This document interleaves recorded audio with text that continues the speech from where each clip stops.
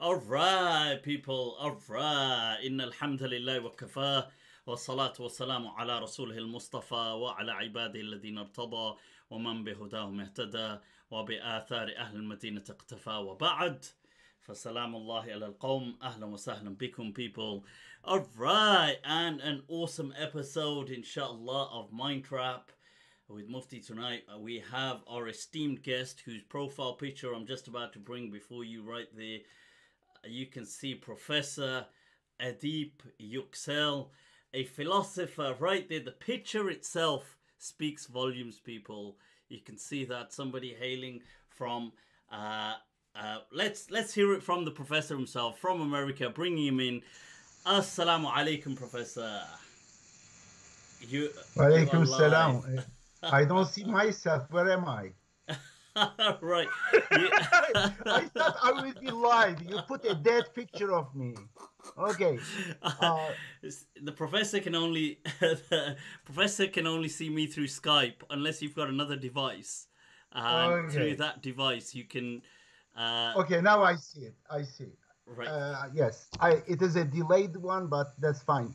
Now I want to protest you, and I don't like to be introduced like a heavyweight boxing champion, esteemed, those kind of words, or like a religious clergyman. I am just Edip. My first name is Edip. Don't call me even professor. I tell my students. Let me tell you. Set the rules. Okay. I tell my students, I say, who is the authority in this classroom the first day, something like that, after giving them some information about the syllabus stuff. And then everyone says, of course, you. Nope, it is you who are the authority. Each of you individually, independent, free human being, equal to me in this classroom. Therefore, call me my first name, Edip. I am one of you. I may be a little bit more experienced, a little bit more kind of having self-esteem, but that's all. We are in the same boat. We are all searching the truth together. Therefore, honestly, I don't like any of those ostentatious name before and after, especially clergymen of all sorts. They like to be called with long names. You see their names in 1 meter long.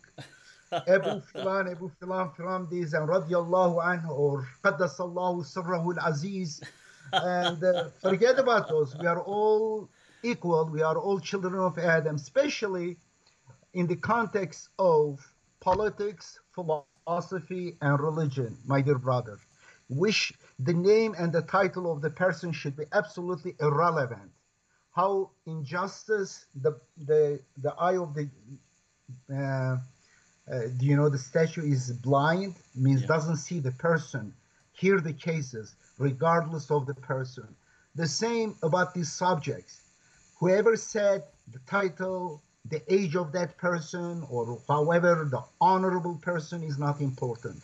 The words, the statements will be equal to each other. Of course. And whichever is better, we follow that one. Just correct? For absolutely. But for our viewers who may not have come across Professor Edip, our brother Edip, inshallah, just for them, a bit of background. Reigning originally from Turkey, Kurdistan, I believe, but residing for many years in America, Arizona. The professor is a leading professor in philosophy, in Quran studies. He has some amazing theories. He's authored innumerable works, amongst them the Reformists Manifesto, and also a reformist translation of the Quran, of the entire Quran, in addition to several other works, all available on Professor Edip's website, 19.org, which is another amazing project which you've been working on. Is that correct? Which one? The 19, the mystique of the 19. Okay. In case they're thinking. In case they're thinking, what is 19? It's a number, people. It's a number. Yeah. Okay. Most of your followers are from British, correct? They are American as well, and global as well. Yeah. Okay. My accent is funny. funnier than you think because it must be. English is chronologically is my fifth language. The first language, my mother tongue, is Kurdish. Then I learned Turkish, then Arabic, Persian, English. These are the five languages. But I cannot talk some of them well, like my mother tongue, Kurdish. I understand more, but I cannot talk much. And also Arabic, I can read, write, understand well, better than 99% of Arabs, maybe 99 point some percent, but I cannot talk much because I haven't practiced. And that is the language part. As far as my work, I have written most of my books in Turkish until age 30, but later I started writing in English. Translation of the Quran. I have translated the Quran into two languages, Turkish and English. In fact, there are many applications, phone applications on my translations, but they are kind of not really well done. There are recently two of them, the Turkish and English one you can see. Let's see whether I can show you. The English one, you can download it. Right now, the Android version is available at Google Play. The iPhone not available yet. It is hexagon, colorful hexagon. You see, and the name is Quran with code 19. Okay, I don't know whether you saw it or not. Yeah. It has some functions. We are keep adding it. I didn't do well because you didn't see the cover of it. Let me one more time. Sure, Have patience with me, please. Course. No, most And welcome. first, I want to show here. It is delayed, therefore I don't know how it shows. No, it does show. I can see it. Okay, here it is. I push it. Let's see whether it is showing right now. Yes, I saw that. And I'll just show them as well your website. Okay. I'll just bring that up for the people here that they can see that as well. Now. Okay.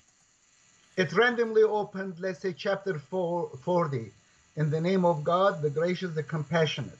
And the other books I have written is 19, God's signature in nature and scripture, and running like zebras, extensive debate on that subject, and also warmongers.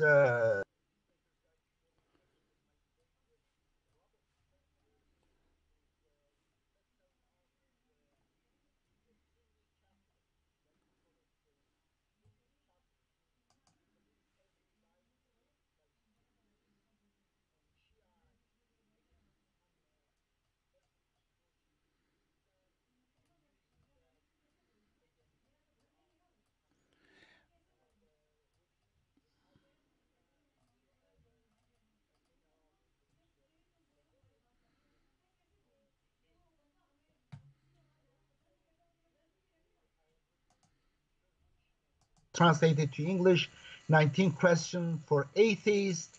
The 10 questions were translated into English.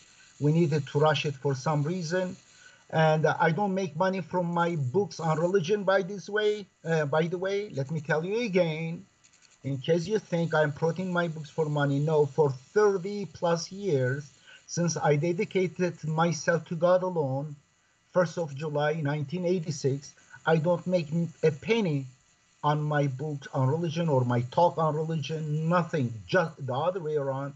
I use my pocket money, the money I earned from other means. I am a lawyer. Sometimes I give advice to law firms, lawyers, and also I teach philosophy and logic classes for 20 years, part-time.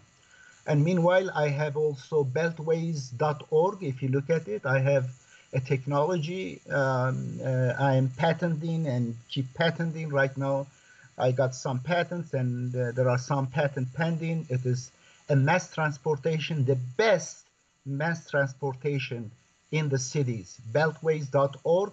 If you have people, right now we are looking for investors for the working prototype, about 120 meters we want to put somewhere.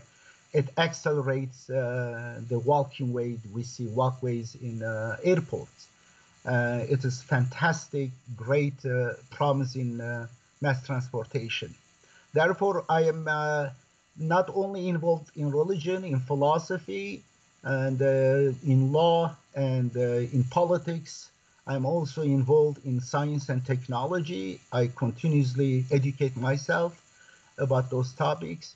And also, currently, if you want to know about the three projects I'm doing, one is one is this project, Beltways, or as a Rainbow Corporation, and also I am writing a documentary, 10 series. We are going to propose to Netflix on 19 prophecies. 19 prophecies. Wow. And I have written a synopsis of it, about 20-page synopsis on 10 series. And also another one right now I'm involved with putting together a draft constitution for Turkey, a peace constitution. In the past, I've written articles on constitution, legal articles, and symposiums at universities, University of Arizona, Princeton University, and we put together conferences at Oxford University, 2 conferences as critical thinker for Islamic reform. And I also have written together with my friend, whose name is Layth Al-Shayban from Saudi Arabia, the Peacemaker Constitution. That time we did it for Tunisian group who were unfortunately, their hopes They were working on crushed. the constitution at the time. Yeah, it is. You can see it, the Peacemakers Constitution, at 19.org. You know, and all yes, your books, they are available, all what you've written, for download on 19.org, ain't they? not all of them there, but you can see it on internet everywhere, like Academia and many other places. But I would like to organize all of them somewhere, all be downloadable. Right now, my 19.org is revamped. Okay. And I will put almost all of them there, whichever is available, for free. I see. But you've definitely got a bit about each one on your website on 19.org. I can see it there. So, okay. Yep. Okay, so Professor, right? So this whole your one of your groundbreaking works, a reformist translation of the Quran, right? First of all, is this something you feel that there is first and foremost a strong need for this, and secondly, tell us a bit about this project. Well, I did work with Dr. Rashad Khalifa in 1989 to 1990 until he was assassinated. Yeah, he was a mentor to you. Yeah, he was a mentor, and we were friends too. And he was he acted like a father figure. He helped me out, and he was the one really caused me to give up from Sunni religion, which I vested pretty much. And my father was the top clergyman in Turkey, and I was close friends with today's Turkish President Erdogan, or Davutoglu, the former prime minister, and many of the now movers. You were close friends with Erdogan? Of course. We were from both neighborhood. We were friends from the school. We graduated from the same school, high school, and also in the party we were together. I was above him in rank. In fact, first time when he got arrested, he followed one of my basically rallies, and he was arrested because of that. But at that time we had differences. He was mostly involved with merchants. He was collecting money, organizing house meetings for the party. That time I was an activist on the streets and talking in the buses and theaters to people, promoting Iranian-like Islamic revolution in Turkey. And my brother got killed that time by nationalists, racists in Turkey. We call them fascists. Yes. And he's a legend among Islamists in Turkey. His name Edip Yuksel. If you put it, you will see hundreds of thousands of pages on him. But My father was very well-known scholar, top scholar in Turkey. Therefore, I come from that family.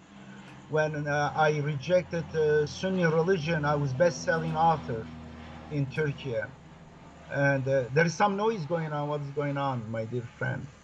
Is that? I think that's coming on Let's pass this from your one. side. Okay, Okay. I indulge so much. Let's come to the topic, Quran. When I look at I said I work with Rashad Khalifa, and together he was doing revising his own translation, and I started doing the Turkish translation in 1989. We were next to each other in the same masjid, Tucson, from morning until Esha, until night. And we spent 7 days a week together, and we were discussing each other's translation and giving feedback or debating on how the more accurate one should be. Therefore, though I learned a lot from him, at the same time I followed what I myself see it is important not to follow anyone blindly, and he appreciated that one. He also learned from me at the same time. We were learning together. But afterwards, years later, I found out there were some errors in our translations, or when we first, with time I'm learning, because the Sunni religion and culture has so much effect on us, without even knowing, we blindly kind of follow some things we understand differently. And it When takes you some time. just for the viewers, when you say the Sunni religion, you broke away from the Sunni religion now because the Sunni thing is so vast. What is the key? The key feature is about Hadith. Is this what it is, or do you mean something else?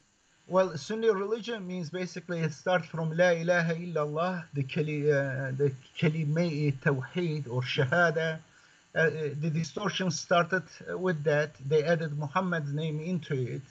Okay. According to the Quran, according to Muhammad, it was La ilaha illallah, Ashhadu an la ilaha illallah, and period.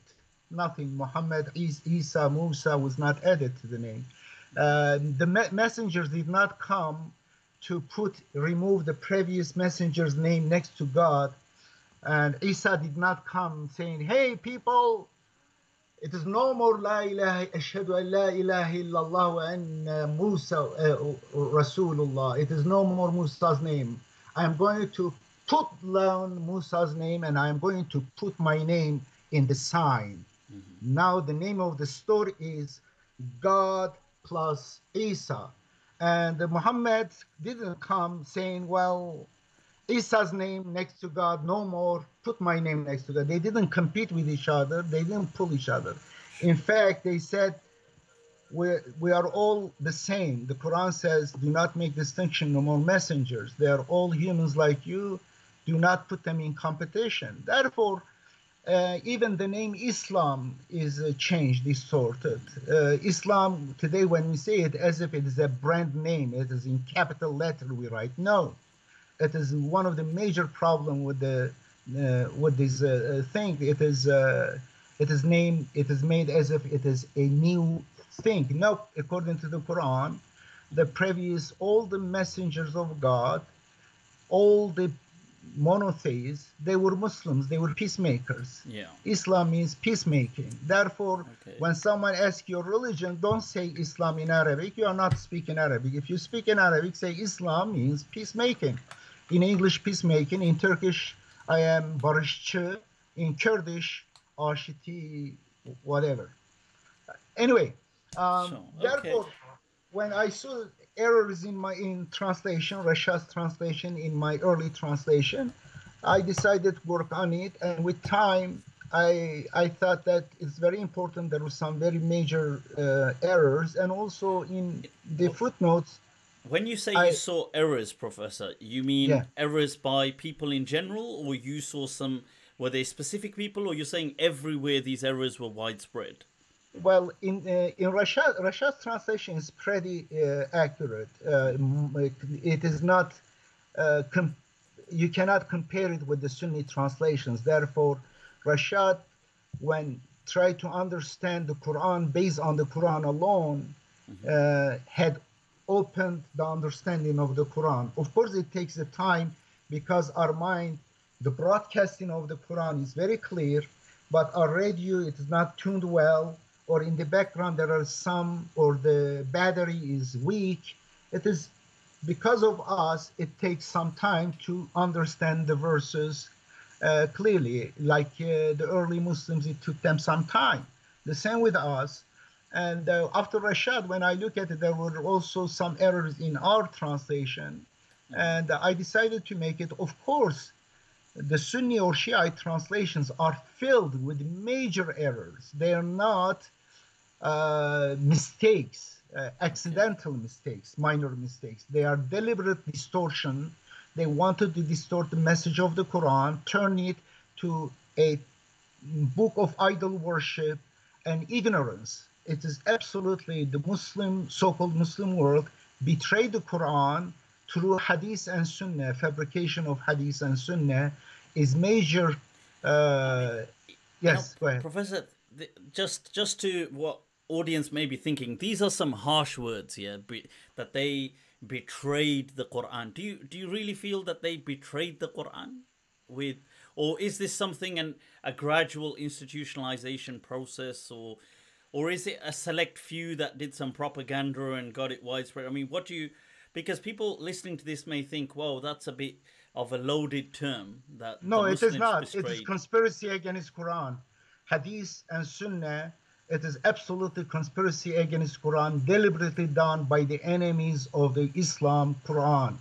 And those people, you may study history, you may find them maybe Abu Sufyan or Umayyads or some tribes, but they were not happy with how Islam eliminated the days of ignorance. They were top, and they were happy with their tribes, and they could do whatever they want.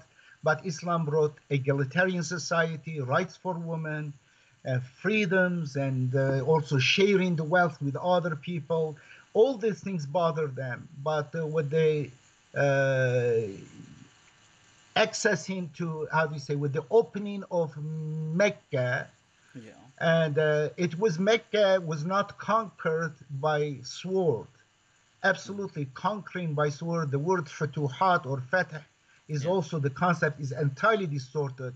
According to the Quran, the fatah was opening. It was opening in peace, because they lost the battle of the mind, the truth. And the people embrace Islam because of its egalitarian and peaceful message, because of this based on reasoning and searching the truth. And therefore, after that, the whole thing changed in the Arabia. And go ahead. I feel okay. So from the Prophet's lifetime, moving on this tradition, you feel quite early on, people, they were working to distort the overall narrative and the overall message. Distort it for who? Distort it for the public. Distort it for them. But doesn't this all sound a bit conspiratorial, a bit hyper conspiracy theory? Listen, it is easy for you guys, for Sunnis and Shiites, to believe that Christians distorted the teaching of Jesus. Or Jewish people did it. That's true. It is easy for us to see the problem with Christianity, the idol worship, the silly stuff. But we don't see ours, because we are born into that nonsense. When you are born into nonsense, when the nonsense is peddled to you since childhood as a holy nonsense, as holy truth, and then we become blind to our problems. And it is absolutely, when you look at Hadith, there are all motives behind why those hadiths was fabricated. First of all, let me tell you as information, Bukhari is the holiest hadith book, and the most so-called authentic hadith book in Sunni religion. And Bukhari was compiled, was supposedly written in 230 years after Prophet Muhammad. In fact, we don't have any archaeological evidence for that either. But assume that it is true, there's 230 years. Now, these are the books, if you look at hadith, for example, hadith about Mahdi, it is all political propaganda.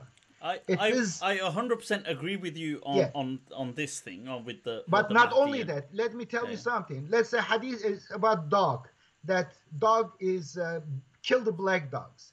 If you check it, you will find that the person who fabricated the hadith was bitten or was kind of scared by black dogs. This is the way they justify whatever their culture or their personal whims is through hadith. Even wanted the guy promote his date from his a town called Ajwa. He made up hadith way to promote political ideas, your culture, even your religion. A lot of Jewish people, Christians, they supposedly, on the guise of being Muslim, they fabricated hadith, they imported their Christian or Jewish culture and religious dogmas into, like circumcision, for example, like rosary, like many other, from small to big. It is all has reason. Or this is sultan is oppressive, want to kill people after, let's say, having them commit massacre. Well, here it is. There are people who will make a hadith to justify his massacre. And say Beni Qurayza. And Beni Qurayza is a big lie just in order to justify their own massacres. According to Quran, what is called captives in war. You cannot kill them, you cannot touch them, you cannot try them even, because it is war, different circumstances. You keep them, either the end of the war you release them for free, or during the wartime you exchange them. You cannot kill them. But according to Beni Qurayza massacre, Muhammad captured basically the Jewish people. They came down from their castle, about 600 of them or 800 of them, basically massacre all of them. And this is what to justify the kings, Umayyad or Abbasid and later Ottoman kings, that okay, Muhammad did this, he killed people, we can kill the same way. Or Muhammad killed a woman who's criticizing him because supposedly she insulted Muhammad. Yes, according to the Quran, they can insult. There is no really even a punishment for insult. Someone insult your religion, your God, according to chapter 4, verse 140, you just say peace, you leave if they are making mockery, and then you go back again, you continue discussing if they are not making mockery. That's it. But I agree with you on many of these things that you've cited, Professor. But I'm curious that would you feel that 100% of hadith are fabricated, or do you feel it's that not 100%, but it's just that because we can't distinguish, therefore we're not going to get engaged with this resource? Is this, which one of the two camps? Do you just feel that hadith is just like an evil enterprise which altogether it has 0% validity to it, or do you? Yeah. Good question. Good question. I don't claim that all evil. No. In fact, in order to evil Satan to fool people, the Quran says, يَلْبِسُونَ الْحَقَّ بِالْبَاطِلِ, to mix the truth with the falsehood. This is what does. A lot of candies, inside the candy put the poison. There are some good words, statements, a lot of good statements in hadith books. We cannot never be sure whether Muhammad said it or not, but we can say some of these perhaps Muhammad said it because they are nice words. Be nice to your neighbor, smile to your neighbor, good thing. There is nothing wrong with that. But you can find these statements in Chinese proverb too. In many fiction books, you can find many statements, good statements, even much better than hadith. Therefore, first of all, whether the words of Muhammad, even we hear today, whether it can be the source of our system, Islam, no. The Quran says no. The Quran says no, and Muhammad believed in the Quran. Muhammad never claimed that his own words is a source of Sharia or system, a source of deen, because mukhlisina lahu deen. We are asked, Muhammad also asked, to follow, to how do you say, to have, dedicate the system only to God alone. Therefore, the soul, in al hukmu illa lillah. I mean, that is true. You know, you get. I was أم going لهم شركاء شرعوا لهم من الدين ما لا يأذن به الله. Which verse is this? It is 42, chapter 42, verse 21. And it rejects any other besides God to be the source of Sharia laws. And therefore, Muhammad was only messenger. As a messenger, he was only limited his job as a messenger to deliver the message. وَمَا عَلَى رَسُولِ. The messenger has no duty illa except al-balagh, delivering the message, which the Quran says, chapter 6, verse 19, that is the Quran, or chapter 25, verse 30. Yes, go ahead. No, because I was going to say that, yes, many academics today, Fred Donner amongst them, who has a book as well saying this very same thing, that it seems that in the lifetime of the Prophet Muhammad sallallahu alaihi wasallam, he had a movement which is, like he's saying that, yes, it's, you know, Islam is it, but Islam is slightly an institutionalization version of it, that if anything you would call that early movement the believers movement. And his book Muhammad amongst the believers. Now this is what he's arguing, that they found certain documents which will have things like La ilaha illallah, but they won't mention the Prophet's name with it like that. Obviously they do accept the Prophet, but it's more it seems that this is more just in line with the early Abrahamic traditions just coming along. And some early Christians, I believe John of Damascus, also describing Muslims as a fringe Christian faction. He says that, you know, these seem to be a strange type of Christians. So there is some of this kind of work which resonates with what you're saying. Yeah. Can you let's a little bit indulge on this subject? It's very important. Edin, according to the Quran, Muhammad has several roles. He was also a leader, a prophet, a living prophet, leader of believers. Therefore, when they had major issues, they came to him. He would be the judging on them. They had to accept his judgment. Yeah. And therefore, the verses is about a live prophet Muhammad listening live to the people and making judgment. You were not supposed to, after his death, you cannot have Muhammad listening to your sides. Therefore, it's absolutely, that was limited with his lifetime as a leader. But he was also as a husband. But do you not feel that as the Prophet was living amongst the believers, tending to their daily affairs, tending to things, is it not very reasonable and rational that he was passing judgments on things? People were asking him, can you judge between us on this matter? Can you decide this? Of course. So would these rulings not be conveyed?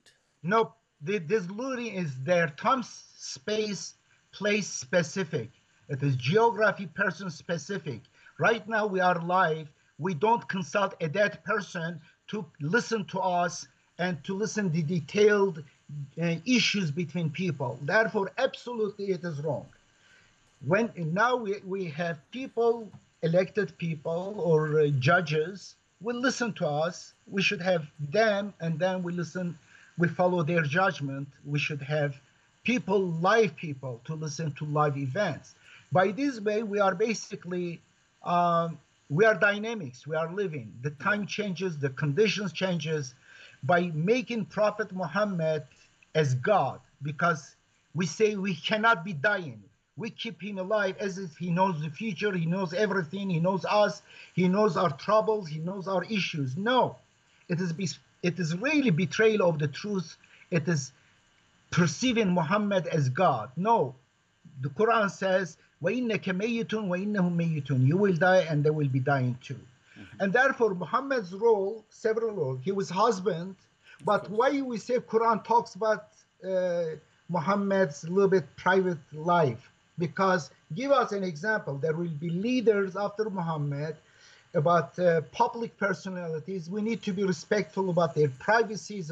It gives us example about how we should treat our leaders and how should they treat us. And these are the things. For example, the Quran says Muhammad had mubayah with women. Very interesting. Mubayah, it is first time women voting, in fact, as far as I know. Muhammad, women voted Muhammad. It's not bay'ah, but Sunnis and Shiites turn it to bay'ah. One way, the below people given promise to follow the orders of the rulers. No, it is not there. It is mubay'ah, mufa'ala. Yeah. It is two-way, two direction. Muhammad gave promise to be just, to be truthful, not to steal from public things. He gave promise to them, and they gave promise to Muhammad. So it just two-way. Just to be clear for people, the distinction you're drawing between, I think it's a very interesting point, drawing a distinction between mubay'ah and bay'ah as it came to be understood in the institutionalized version, where certain people, they pledge an allegiance to an authority. Here, the Prophet, it is a sense of a reciprocal action that the Prophet, it's give and take. That's what you're saying. Yeah. Absolutely. Here is one important verse. وَلَا يَعْصِينَكَ فِي مَعْرُوفٍ. It is about leader Muhammad. وَلَا يَعْصِينَكَ. They should not rebel against you. فِي مَعْرُوفٍ. In the things that is known that you are right. It is ma'ruf means the things that is known. By this condition, leave open means they could rebel against you if you have something not ma'ruf, not acceptable. Therefore, it is very obvious Muhammad was not a tyrant. He had to consult. The Quran says, وَشَاوِرْهُمْ فِي الْأَمْرِ. Yeah. Muhammad was elected by people, and there was two-way. It is a social contract between people, including women, voted for Muhammad. And then in that social contract, there were Jewish people did not accept Muhammad's prophethood in Medina. And the Christians, they did not accept him to be prophet. The mushriks there, the pagans there, they did not accept him to be prophet of God, but they accept him as a leader, a judge leader. They expect him to be judge leader. That's it. But that leadership left with the Prophet Muhammad's death. He's no more our leader. He's dead. Put in your mind, he's not God. And Muhammad's messengership is finished and says, قُلْ أُوحِيَ إِلَيَّ هَذَا الْكِتَابُ لِأُنذِرَ بِكُمْ وَمَنْ بَلَغَ. Chapter 6, verse 19. Say, this book is given to me to deliver to you and those who will be receiving. That is. And now, when we receive the Quran, he's done his messengership. Therefore, obeying God and messenger doesn't mean obeying God and Bukhari. Obeying God, this Abu, this Ibn. No, you see, yes. I agree with you on the idolization of Bukhari and making Islam Bukhari-centric. And in fact, I have a whole thing dedicated called Bukhari Gate and the whole thing of the problems with Sahih Bukhari. But on this note, are you, just to be clear, are you stating that we have the Quran, we have Hasbuna Kitabullah, but we can still do ijtihad with it with day-to-day issues? So we use the Quran and take guidance. If you are arguing that, then is this concept or tool of ijtihad not what we learnt from the Prophet himself? No, it is the Quran says. The Quran, the verses of the Quran says, بَيَانًا لِلنَّاسِ. This is for people. لَقَدْ يَسَّرْنَا الْقُرْآنَ لِلذِّكْرِ فَهَلْ مِن مُدَّكِرٍ. We made the Quran easy to take advice from, to learn from. Is we made it easy, and repeats this 4 times. Kitab Mubin says it is obvious. You say no, it is not obvious. We say, God, you are telling us wrong. It is difficult to understand. When you believe it is, when you reject the verses of the Quran, clear verses of the Quran becomes invisible to you. You will not be able to understand the Quran. You will not have access to the Quran because your intention is bad. You think that it is not understandable. Absolutely, you handicap yourself mentally and psychologically. You will never be able to understand the Quran. And I have tests in my classroom sometimes to teach students. If you mentally say this is difficult, it becomes difficult, sometimes impossible. The simplest task that elementary schools can solve the problem. My students, in college students, they are not, because I pass them through certain steps and then they think the next question is more difficult than previous one. In Absolutely. fact, it is very small. If you think it is difficult to walk, you won't be able to walk. And Exactly. therefore, In fact, we and are, there's a famous quote that, you know, if you believe you can or you believe you can't, either way, you're probably right. yeah, Yeah. especially the Quran is a miraculous book, divine book. Some people look at it as a book is kind of disorganized, full of some hell and this and simple things. If you look at the Quran, you can see two things. One is an incredible, mathematically designed, full of scientific information, full of layers of information, the meaning of the words. I have given many examples in 19 questions for atheists about the language of the Quran. But at the same time, if you don't want to see it, absolutely you will not see it. You will see every bad thing there. You will not see the God's name that is Rahman and Rahim repeated, or the derivatives of Rahmah most in the Quran, most than any other word. But you will see few hell and stuff. You will say, well, there is no mercy in this book. If you want to see it, you will ignore the rest. You will see what you want. But Sure. if you objectively look at it, the Quran is a very incredible, wonderful book. I mean, But absolutely. I mean, uh, no Muslim is going to deny that, Professor. But on this hadith thing, a final question on this thing, not to pester you on it, but just because our viewers may be wondering, do you see, if you are saying that we discount all hadith based on the fact that, and this is what I want to clarify, is it that we are saying 0%, these are not true? And even though there may be some nice things, like you said, like smile to your neighbor, but this is general human common sense that people say things like this, Chinese proverbs, like you said, say.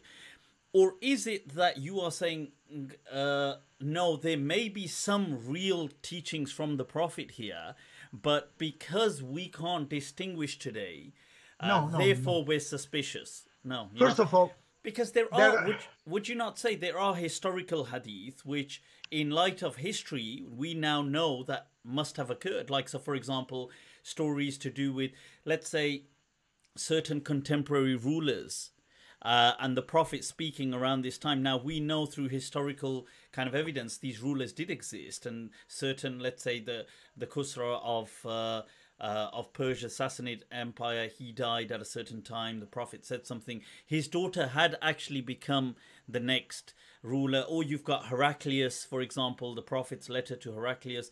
Now, there are other examples as well, many examples, where we can say, well, actually, you know what, these do seem to denote what was, you know, some historical accuracy. Would you not agree? Listen, the history, you may look at it as a historical piece full of lies and distortions, and there will be some truth in it, of course.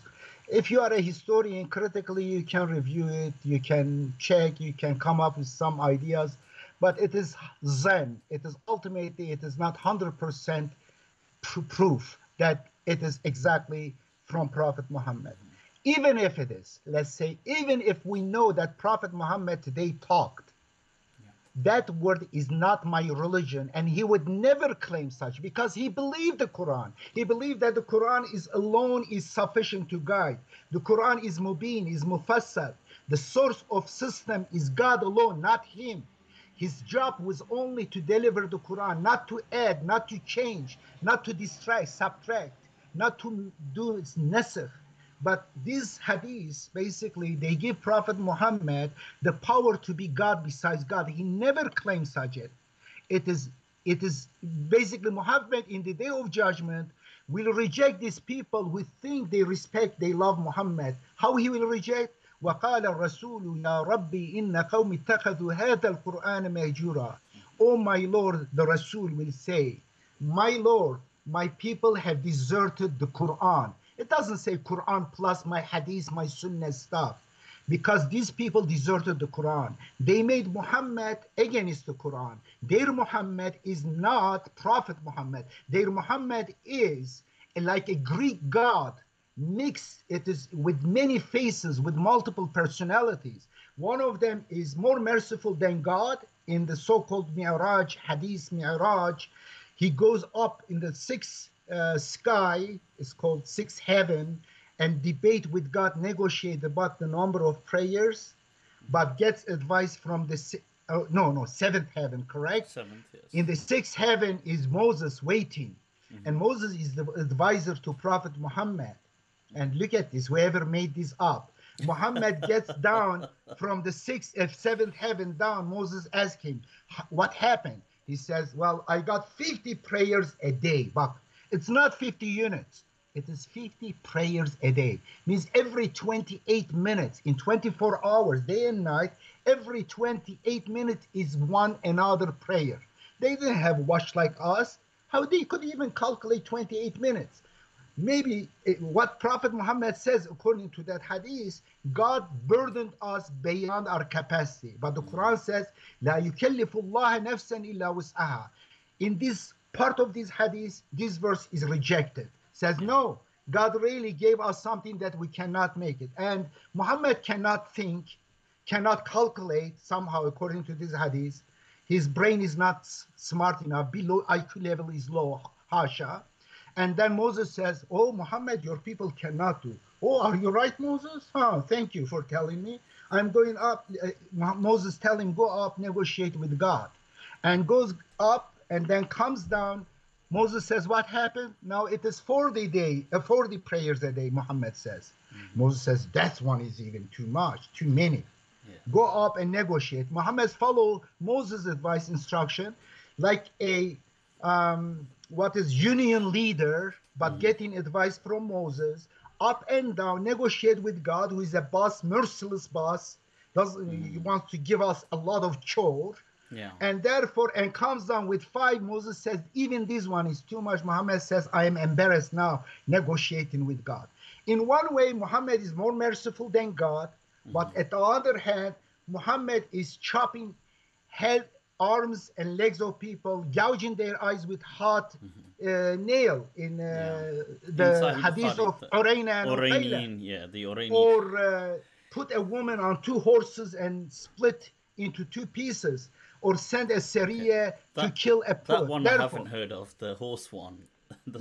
Therefore, Muhammad in one hand is merciful, on the other hand is a psychopath. In one day he is a noble, very righteous person. On the other hand, he's a sexual maniac, marries a girl who is 6 or 9 years old while he's 54 years old. Is a do you understand? All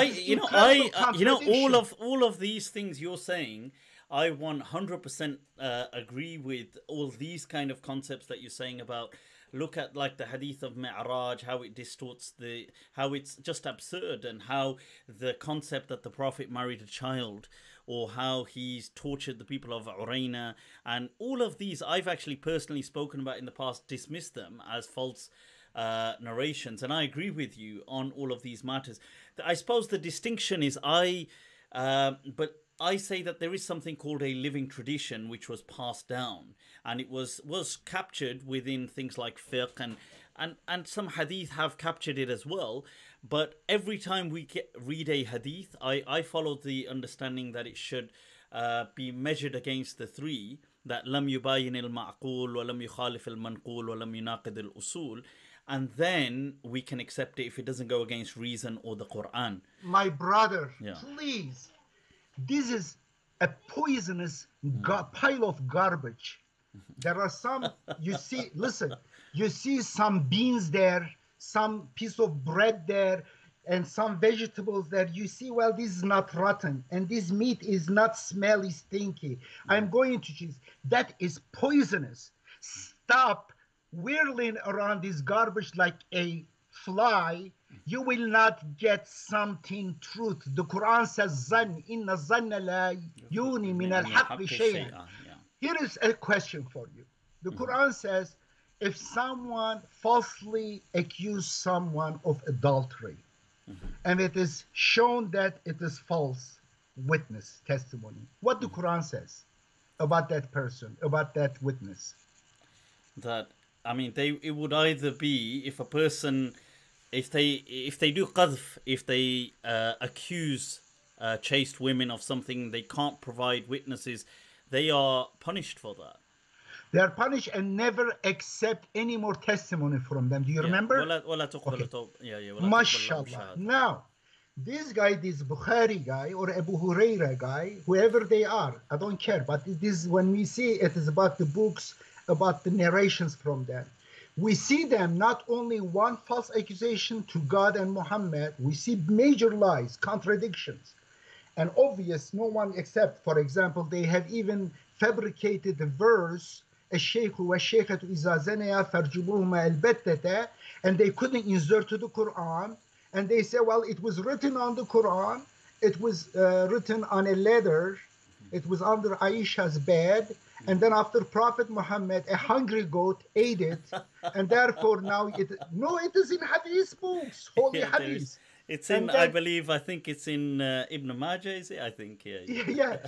But not only Ibn Majah, the others also refer to, like Umar says, if people did not say Umar is adding to the Quran, I would add these Shaykh wa Shaykhata, these Ayatul Rajm in the Quran. Therefore, it is in other books also, it is justified. Now, imagine they made up even a verse and they couldn't insert it after Prophet Muhammad. Look at the problems. And then after Prophet Muhammad, a hungry goat eat it, and it is mansukh from Quran. It is taken out of the Quran, the Mus'haf, but it is still valid, and they killed people. Many, many thousands of people were killed in barbaric way because of this. Now, this guy, falsely accused guy, that cost people's life, that turned people's women's life to miserable life, that made dogs will be killed, and make people not benefiting from music. Even they made music haram, even playing chess haram. Basically, they made up so many lies. They turned people, millions of people's life into hell. And you still say, well, I know these are lies, but we still go in those books. We'll find our religion. We'll try to understand Quran according to these liars, these big, big liars. But the Quran says, falsely accusing one person will hurt that person alone. Even that one, you'd never listen to their testimony again. You never trust the testimony of that person who lied once. But this one is making big lies, and for generations and generations, cross geography all around the world, turn people's life into hell, made people get killed. And how in the world you give them credibility? You say Quran plus Bukhari, who is the enemy of God, enemy of Prophet Muhammad. How you go still around like a fly, try to find some protein in that garbage? No, you will find, listen, let me challenge you, those people who follow Hadith. You say Hadith explains the Quran. So far I challenge them, find me a Hadith explain the Quran. Not a single Hadith. Not a single Hadith that explains the Quran. Just the other way around. Hadith distorts the Quran. Let me tell you, there are 29 chapters starts with the letters. Okay. If something needs explanation, goodness sake. You mean like the huruf al-muqatta'at, like alif, lam, ra, these kind of things? Yeah, okay. Alif, lam, mim, kaf, ha, ya, ain, sad, ha, mim. Okay, 29 chapters start with this, and 19 chapters have independent verse. These letters are independent verse. Where is Hadith explaining the Quran? This is the most curious that we are. If Hadith explained it, let it explain this one. Once I ask people, I challenge them, I say, bring me one. Yes, why do we feel that is the ultimate litmus test to prove the validity of Hadith? Because even the Quran doesn't explain that. Quran explains it. Okay. Oh, you feel it's explained. Okay, that's it. We have 3 meanings of it. 3 meanings. Fantastic. Yeah. Okay, that's interesting. What out of curiosity, what are these the explanations? I will come to that. Okay, sure. We can come back to that later. Don't forget. Write it down somewhere. Sure. I got it. Okay. Yep. Here I want to challenge my brothers and sisters who follow the Hadith and Yuftara. Hadith and Yuftara. In the Quran, interestingly, it's miraculously, the word Hadith, whenever is used other than the Quran, is almost always it is negative. It is negative. Yeah. For the Quran is used ahsan al-hadith, the best Yeah. hadith for Yeah. the Quran. For the other, hadith and yuftara, made up, fabricated hadith. In another place, فَبِأَيِّ حَدِيثٍ بَعْدَ اللَّهِ وَآيَاتِهِ يُؤْمِنُونَ. Which hadith besides God and his signs, after God and his signs, they will believe, they will trust. And the word hadith is in negative. In fact, there are two the word hadith is used in connection with Prophet Muhammad's words. Very interesting. Prophetically, they are in negative way. In one of them, the listening of that hadith is prohibited. People are criticized for listening to those because they were private. In other one, it is the distribution of it is criticized. Well, in order the narration of hadith happen, one Ibn Falan must hear, Abu Falan must relate to another person. These two things prophetically is criticized in the Quran. And the word sunnah too. According to the Quran, sunnah means law, and the only valid law is sunnatullah, sunnatullah, sunnatullah. وَلَن تَجِدَ لِسُنَّةِ اللَّهِ تَبْدِيلًا. The sunnah. Nowhere in the Quran the sunnah used is for sunnati Muhammad. Nowhere. No, it doesn't. But they don't care. That is true. That's because a term that comes about much later on. Yeah. The fabricator of hadith and sunnah, they were ignorant of the Quran, or they were the enemy of the Quran. They went exactly directly diametrically against the Quran verses, very clear verses. But I mean, you know, there's things. There's things like rulings which come from in hadith, and you can understand why people may manipulate rulings, and they may manipulate some events, like you said, for political prowess or usage. But there are so many other things as well, like just descriptions, things like the fact that the Prophet lived in Mecca. The fact that he grew up in Mecca, the fact that these things all come to us through these descriptions, the fact that he, this thing of the migration, the fact of I know you can get some inferences of the migration from the Quran, but Medina or anything, all of this, Yathrib, for example, the Prophet. It is not needed, my brother. These are not needed for our salvation. No, these you may like it as a historian. Of course, as a historian, you will critically look at it. You will find a lot of lies and distortions, a lot of exaggerations, and some truths to archaeological evidences, of course.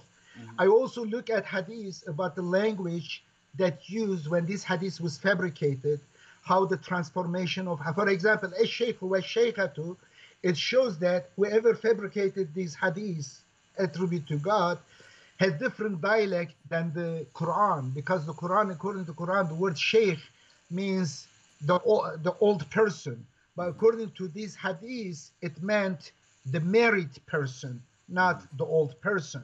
For example, the language change.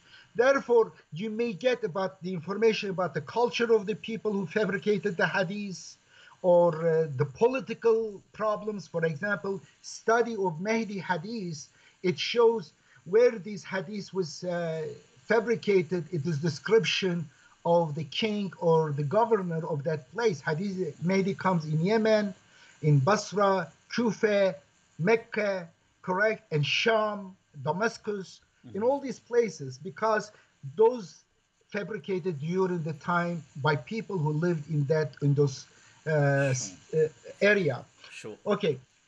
I was going to say, you mentioned something there just a little while back about naskh, this whole concept of naskh. And this is, once again, an area of great interest for you, that there was no such thing as naskh, because we're just looking at the Quran from your perspective. We're just focusing on the Quran. Does the Quran allow a concept of abrogation? Does it allow it to abrogate itself, for example? You're very vocal on this position. You feel that this is absolutely made up, this concept. Yeah, I'm taking some notes. I don't want to forget. Let's say 3 hadith. Okay. Naskh, of course, it is one of the major fabrication, conspiracy, and hostility against the Quran. The Quran now may be the most read book, but the least understood and the most betrayed book. And they have, by distorting the meaning of some verses, and they created the idea of nasikh. By this way, they claim there are contradictions in the Quran, while the Quran chapter 4, verse 82 says, وَإِنْ كَانَ مِنْ عِنْدِ غَيْرِ اللَّهِ لَوَجَدُوا فِيهِ اخْتِلَافًا كَثِيرًا. Yeah, if it was from other than God, they would find many contradictions in the book. They say, yes, there are many contradictions. Of course, they say, and here it is, this verse is contradicting this one. Therefore, this came after this one. Asbab nuzul is another way of distorting the Quran. And they said, use the verse that ma nansakh min ayatin aw nunsiha na'ti bi khayrin. I'm coming to that. Yes, of and course. Then they say, therefore, this one after one, this contradicts that one, therefore is mansukh. First of all, they don't understand the verse of the Quran because they say the Quran is difficult. The Quran, they don't believe God's words. Therefore, between them and the Quran, there will be hijab. And the Quran says, لا يمسه إلا المطهرون. Only clean people, their mind clean, they understand. If their mind polluted with lies, with hadith, with zan, with dogmas, of course you will not be understanding the Quran. And therefore they don't understand the verses of the Quran. They say, well, these contradict the other because they don't understand.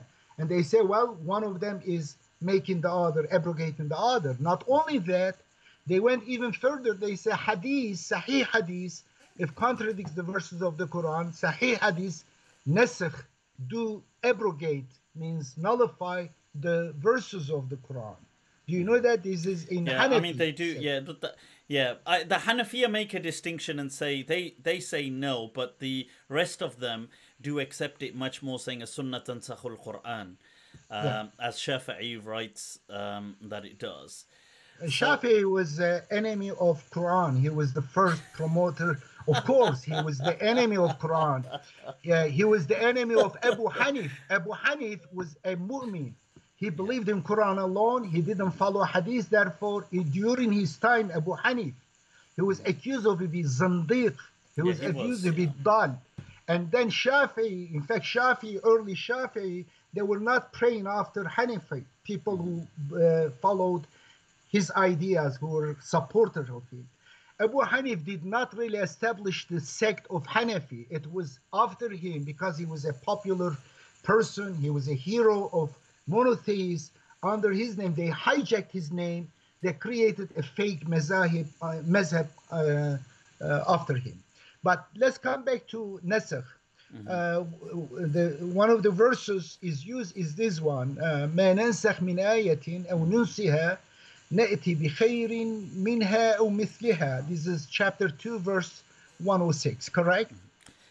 Yep, I believe it's Surah Baqarah, yes. It's to how is traditionally this is translated or tafsir done to this verse? Tell me. Yeah, so traditionally, and I personally do also find issues with some of the traditional kind of translations for this.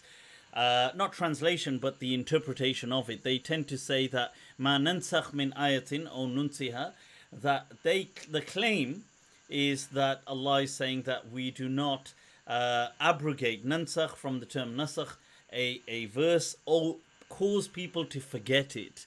Now, I have said, because that even traditionally, even though I'm not personally against abrogation, but I've said that this verse doesn't really prove that, and it comes in the context as well, speaking about Bani Israel and all these things. So, but that's how people traditionally understood it, that they're trying to say Allah is saying we don't make people forget a verse. And from here they built a belief, or they used this to justify the belief that some verses of the Quran were lifted, which once again I completely disagree with. But people feel there's things which are marfu'at tilawa. So they used to be there, walakin rufi'at. Allah lifted the verses. Yeah, so back to you, Professor. Here it is. The word ayat, this is singular form ayat. The Quran is very interesting book, and it makes so much extra meaning, add nuance, sometimes between plural and singular form. The usage of the Quran, we need to pay attention. When I look at the word ayat in singular form, it is mentioned in the Quran 84 times the word ayah. The word ayat, I don't remember how many times, but perhaps it is more, it is mentioned in the Quran. Ayat is the plural of ayah. Ayah means sign, evidence, proof.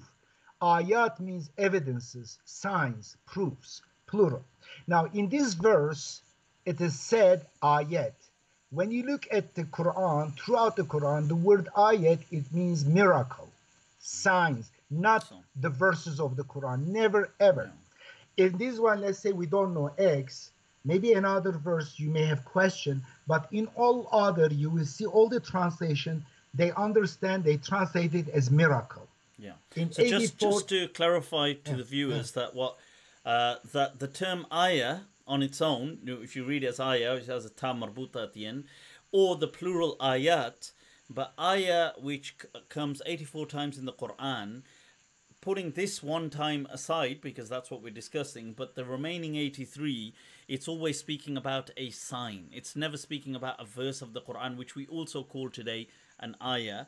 Maybe when it comes in the plural form, it is referring to the ayat of the Quran, but not in the singular form. Yeah. Mashallah. Now, the word ayat, it also refers to miracles, signs, and also verses of the Quran, the plural. In fact, implicitly, this tells us one verse of the Quran is not enough to be an ayah, a sign, because it doesn't have the copyright. Like there is a verse of the Quran says, فَإِنَ تَذْهَبُونَ, where are you going? Yeah. And this is not by itself, you cannot say this is a miraculous word of God, because it's not sufficient. It must be minimum 3 verses in order to have a copyright. This divine mathematical structure is embedded in it. Of course, you may have problem with mathematics. Some of you will hear mathematics. Oh my God, God is above mathematics, cannot be mathematics. God is a great literary person, poetry, great, but mathematics, oh my gosh, is haram, cannot be in the That's Quran. an interesting take, by the way, about the 3 verses. So hence the challenge is for the 3. Absolutely. And I've never come across that before. That's interesting. The minimum chapter you legally it says 3 verse, not 2. Therefore, in 3 verse there will be such a sign in it, miraculous sign, that it will be, you say this cannot be made by human, but 1 or 2 verse will be able to do by human, or randomly people can come up with it. You can find many short verses in the Quran, goodness sake. Even Abu Jahl was talking those words. You cannot say this is word of God by alone. Therefore, it needs to be minimum in to be copyrighted by God. Now, therefore, when you go back to that verse, it is about miracles. For example, Moses' miracle, parted the Red Sea. For us, it is not miracle. It is a narration of miracle. It's not an extraordinary event that we are witnessing. Therefore, it is not a sign. It is only a riwayat is sign. Therefore, why should I believe? Why should I believe? Therefore, Moses, though people in that time, they watch it, and later it is forgotten or it disappeared, became nasf. And God says, if some miracles that is forgotten or the time passed, it was time limited, God will bring another miracle sign, extraordinary evidence to prove that this is his word. And the Quran has this miracle. In fact, a perpetual miracle, the mathematical structure of the Quran. Incredible thing. Sure. And I want to come to that as well, Professor, about the mathematical thing. Just before we go to that, a quick question then. You see, if, let's say, we don't accept abrogation momentarily of the Quran, you presumably, you would agree with me that things like slavery today is abrogated. Now, I have argued that slavery is abrogated by trajectory hermeneutics, that this is what the Sharia would have wanted once humanity reaches that stage. It becomes abrogated because the Quran does not, although it does encourage freeing slaves, but it does not categorically in any way ban slavery. So, false. Okay. Very false. You made the biggest. You cannot believe. Did I just come running into it? This is the biggest mistake, error I ever seen. Yes, what are you saying? Okay, enlighten us, Professor, because I would love to hear the other understanding. I didn't realize. You just said 2 times 2 is 3, but it could be 4. Okay. It can be 4. It's like that. It's not. Okay. The Quran rejects the idea of slavery, not a simple sin, not a simple crime. It is the biggest crime according to Quran, the slavery. Because slavery according to Quran is idol worship. If you have, my brother Layth, if you have your own slave, Yeah. that slave will be Abdul Layth. You will call him Abdul Layth, and you will be called Rab, or if Rabbu Falan, correct? Mm-hmm. Therefore, you will be a pharaoh if you have a slave according to the language of the Quran, because Rab means Lord, Abd means slave. Basically, slavery is declaring to be the god of another person. Therefore, Pharaoh is declared in the Quran one of the worst people on earth. Moses was anti-slavery for freedom. La ilaha illallah rejects slavery because la ilaha, no god besides God. But you say, well, I say this, but I will be the god, the Rab of this. But the Quran, But arguably, Erbab just on that note, arguably the historians state that the Israelites were never slaves in Egypt. History seems to show that they were second-class citizens. They lived in Ramesses and places like this, but they were never actually slaves of the Pharaoh. I don't believe in historians. I do think that God's word. No. Historians, they make up a lot of historians, psychologists take words with a mountain of salt, not with grain of salt, with mountain of salt. Therefore, they were slaves. Of course, I have no doubt, because the mathematically proven book, divine book, tells me so. Therefore, historians, they discuss on every issue. They have so many contradictions. Sure. If you hear a Turkish historian versus Kurdish or Arab historians, they tell the story very differently. So what verse of the Quran do you feel is prohibiting slavery? Slavery, la ilaha illallah, erbabun ma'allah. There is no Rab besides God. Therefore, when you claim that you are Rab, then you declare that you are Pharaoh, that you are like Pharaoh, and this is the biggest sin. But there are so many verses saying things like, about your slave giving certain... No. It is mistranslation. Malakat Aymanukum, for example, is translated those who are under your hand, those your slaves. Absolutely mistranslation. You know Arabic, correct? Yeah. Yes. The word Ayman, anywhere in the Quran, in plural form, it means what, It means your contracts. This is contractual relation besides different than marriage. Marriage with the free pair person is called nikah. And in this one, this is contractual marriage, means someone is slave. You free that slave, you married that one. Because of that past, psychologically, socially, they have been slave in order to distinguish, because they will be treated with more leniency. If they, let's say, commit adultery, they will have less penalty because they were once slave. They have less personal self-confidence. They have trauma in their lives. Therefore, it is called contractual marriage. And also during war times, someone from the other party, opposing party, enemy party, a woman, if comes and join peacemakers, and that person is not divorced from the husband legally, because the Quran accepts the legality of their marriage. But since it is a different exceptional circumstance, and you can marry with that person, it is called contractual marriage. It's kind of a little bit semantic difference. So what people call concubines sometimes, and I agree with you, that term doesn't fit it, is like a secondary status wife. It's like a wife, but with certain... No, this Quran is like a common law marriage. Even in our law, we have legally married person, and also common law marriage. They don't have formal marriage, but for all purposes, they are considered married people. And similarly in the Quran, it's contractual marriage because of the circumstances, and there is other persons, two people with their free will they married. In another person, in order to free them, you marry them and your contractual relationship with them.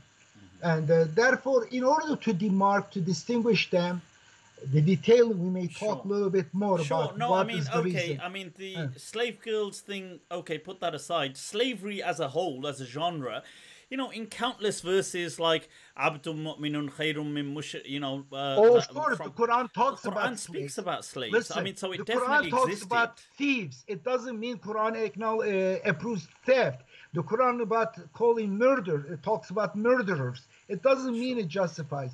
The Quran talks about slaves who are the slave of others, because there were Jewish people, Christians, Mushriks, they have their own slaves. And the Muslims could not force them. The only way Muslims would do, go buy their slaves and release their slaves. This was if they, for example, Muslim, let's say, do not fast Ramadan and go Tahriru Raqaba. It is not their own. They cannot have slave. A Muslim cannot have a slave because it is become shirk. But go find a slave. There are other populations, other communities. Unfortunately, they enslave people. Go purchase that slave and free that person. Tahriru Raqaba. Raqaba. No, so I understand that, and I would agree with you to the extent that the Quran clearly encourages. I don't think people could deny by reading the Quran that it encourages Tahrir Raqaba, that it encourages freeing slaves. And it's, I mean, the difference is, I would say it's setting the trajectory for complete emancipation, although it hasn't actualized in the life of the Prophet.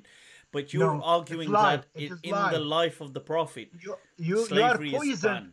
You are poisoned by the book that you have read that says absolutely, my brother. Again, please focus about the word Rab. The Quran says there is no Rab besides God. In fact, there is one mistranslation of verse in chapter. But is that clearly not speaking about shirk? What you talk? You know, Arbabun Ma'allah. Is this not clearly speaking about worshipping, as opposed to the concept like Rabbatul Bayt or Rabbul Bayt? The Rab in the Quran always used for God alone, and it is absolutely rejected the idea of any Rab besides God. There is only one Rab, and therefore, if you say "Ana Rabbukumul A'la," "Ana Rabbukum," like Pharaoh said, "I am your Lord."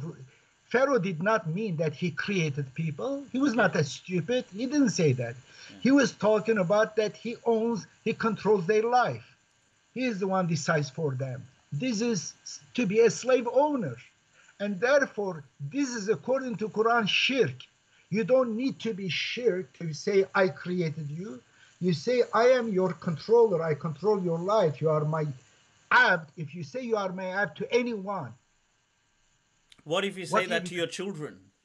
Is that shirk by that argument? I'm just saying, if you created your children and you control their lives whilst they're children. No, you cannot. You cannot claim that.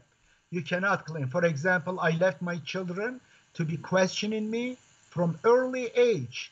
You never become like your father just because your father is. Like, I didn't want them to become a monotheist, rational monotheist, because I am. I said, you will become a monkey. I don't want to be the father of monkeys. Think for yourself. That's the way. I see. So, okay, so you feel that in the, if, let's say the Prophet, let's say Islam in the Prophet's lifetime clearly prohibited and clearly banned, outlawed slavery.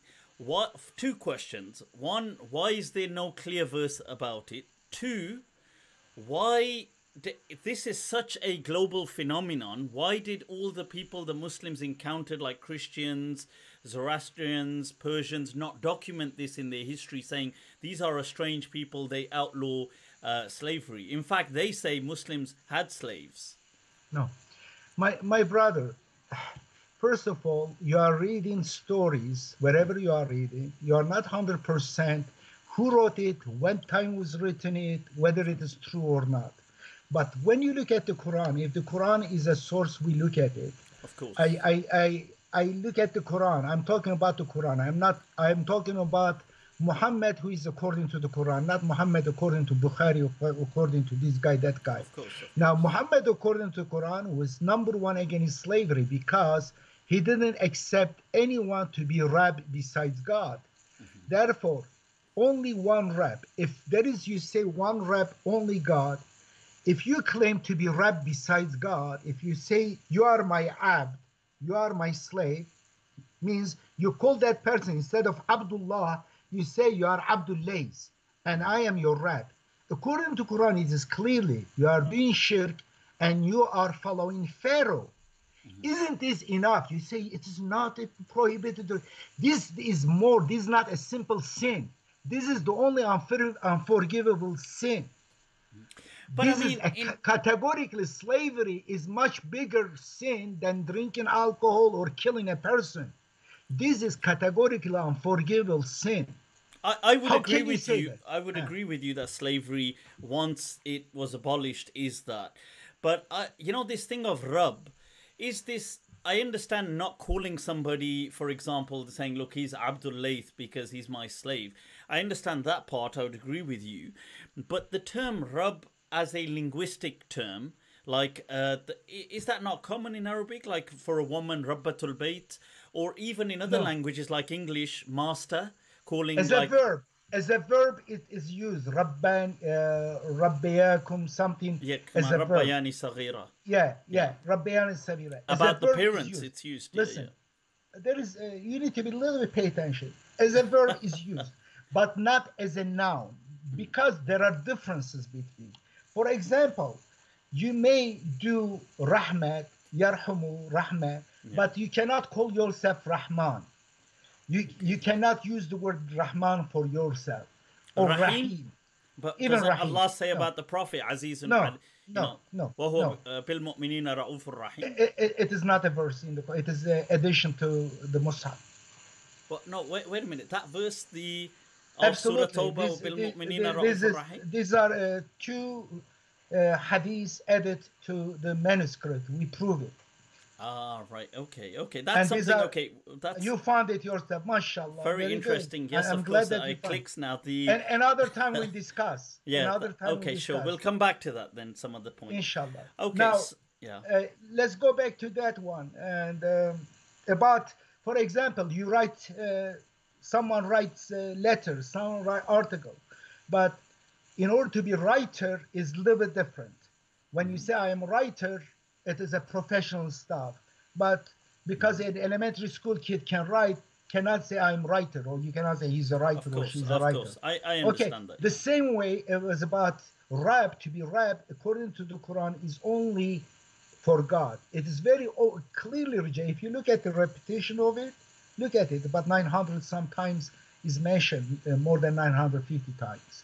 And all of them you will see exclusively it is used for God, and the others, for others it is rejected. Okay, what about Yusuf alayhi salam telling the person amma ahadukuma fayasqi rabbahu khamran, that he will, when he's interpreting the dream in the Quran, he says one of you will give his master alcohol to drink.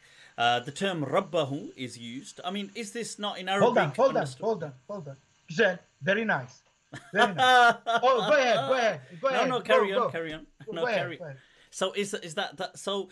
In Arabic, the term, when it's used, I would understand that the context, people can understand when you mean like Rabb for ibadah, when you mean like like in English, master. Like in the past, we don't use it today so much, but in the past, in classical English, when they used to say "oh master," meaning like in Arabic today, Sayyid, or in Urdu, they use sometimes for somebody who owns a place, Malik, which also is one of the names of, like, they use the same word for Allah, saying Malik will take care of us, but they might say is the Malik at home, meaning the one who owns the property.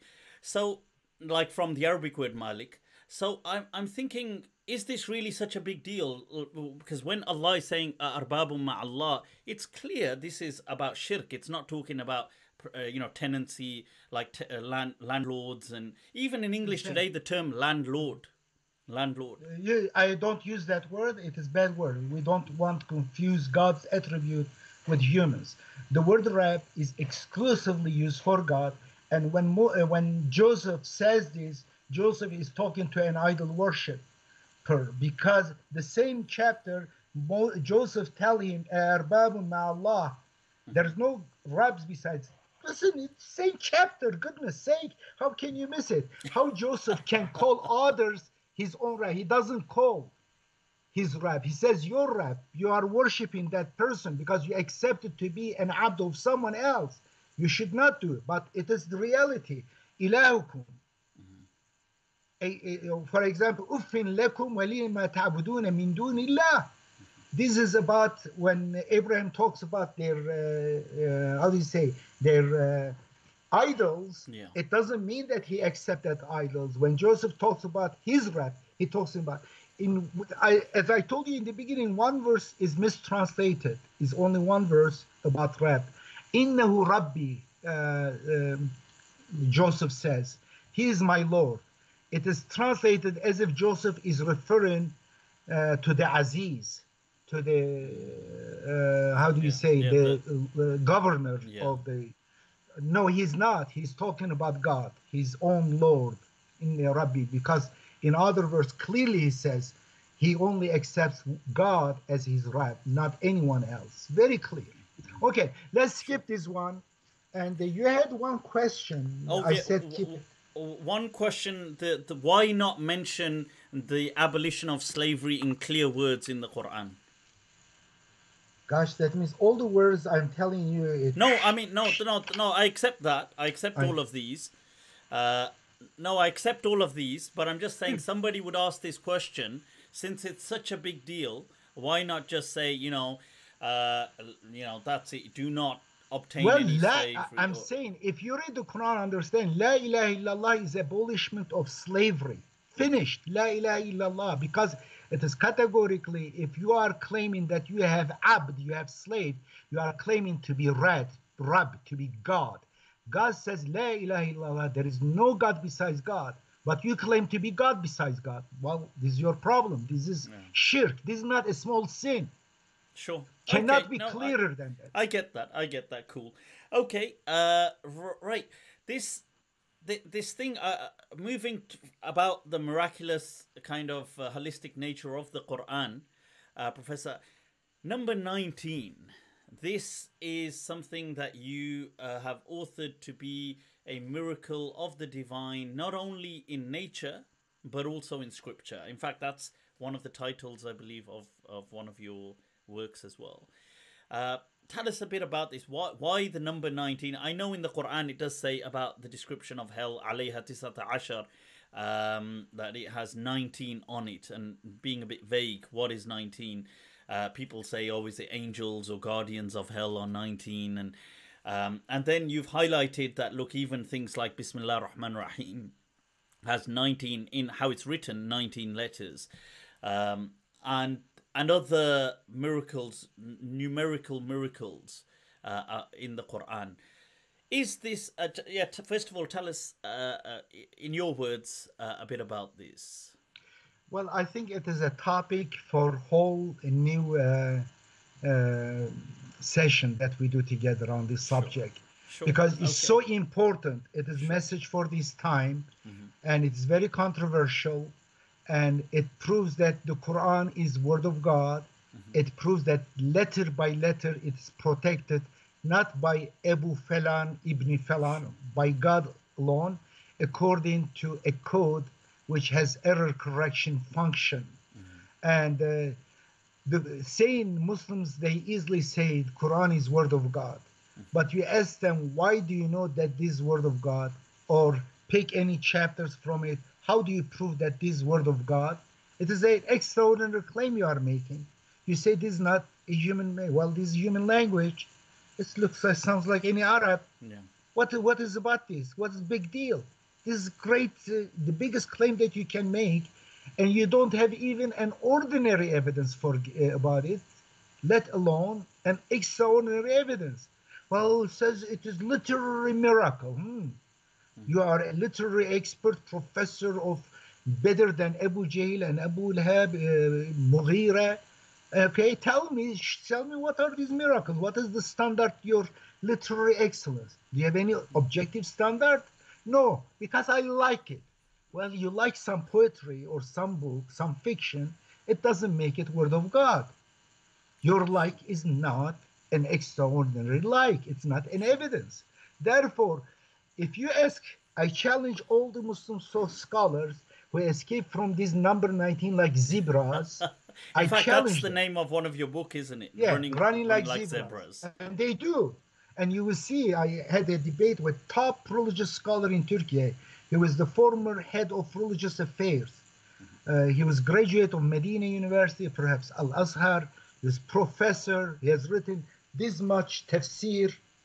If you really drop it on someone, it would kill a person. So many books. Volumes of lies inserted in between verses. Tafsir means I put words in God's, basically. They are inserting volumes of false stuff in the Quran. And he escaped from the studio twice. It was live debate among millions of people who watched it. It was the most rated program.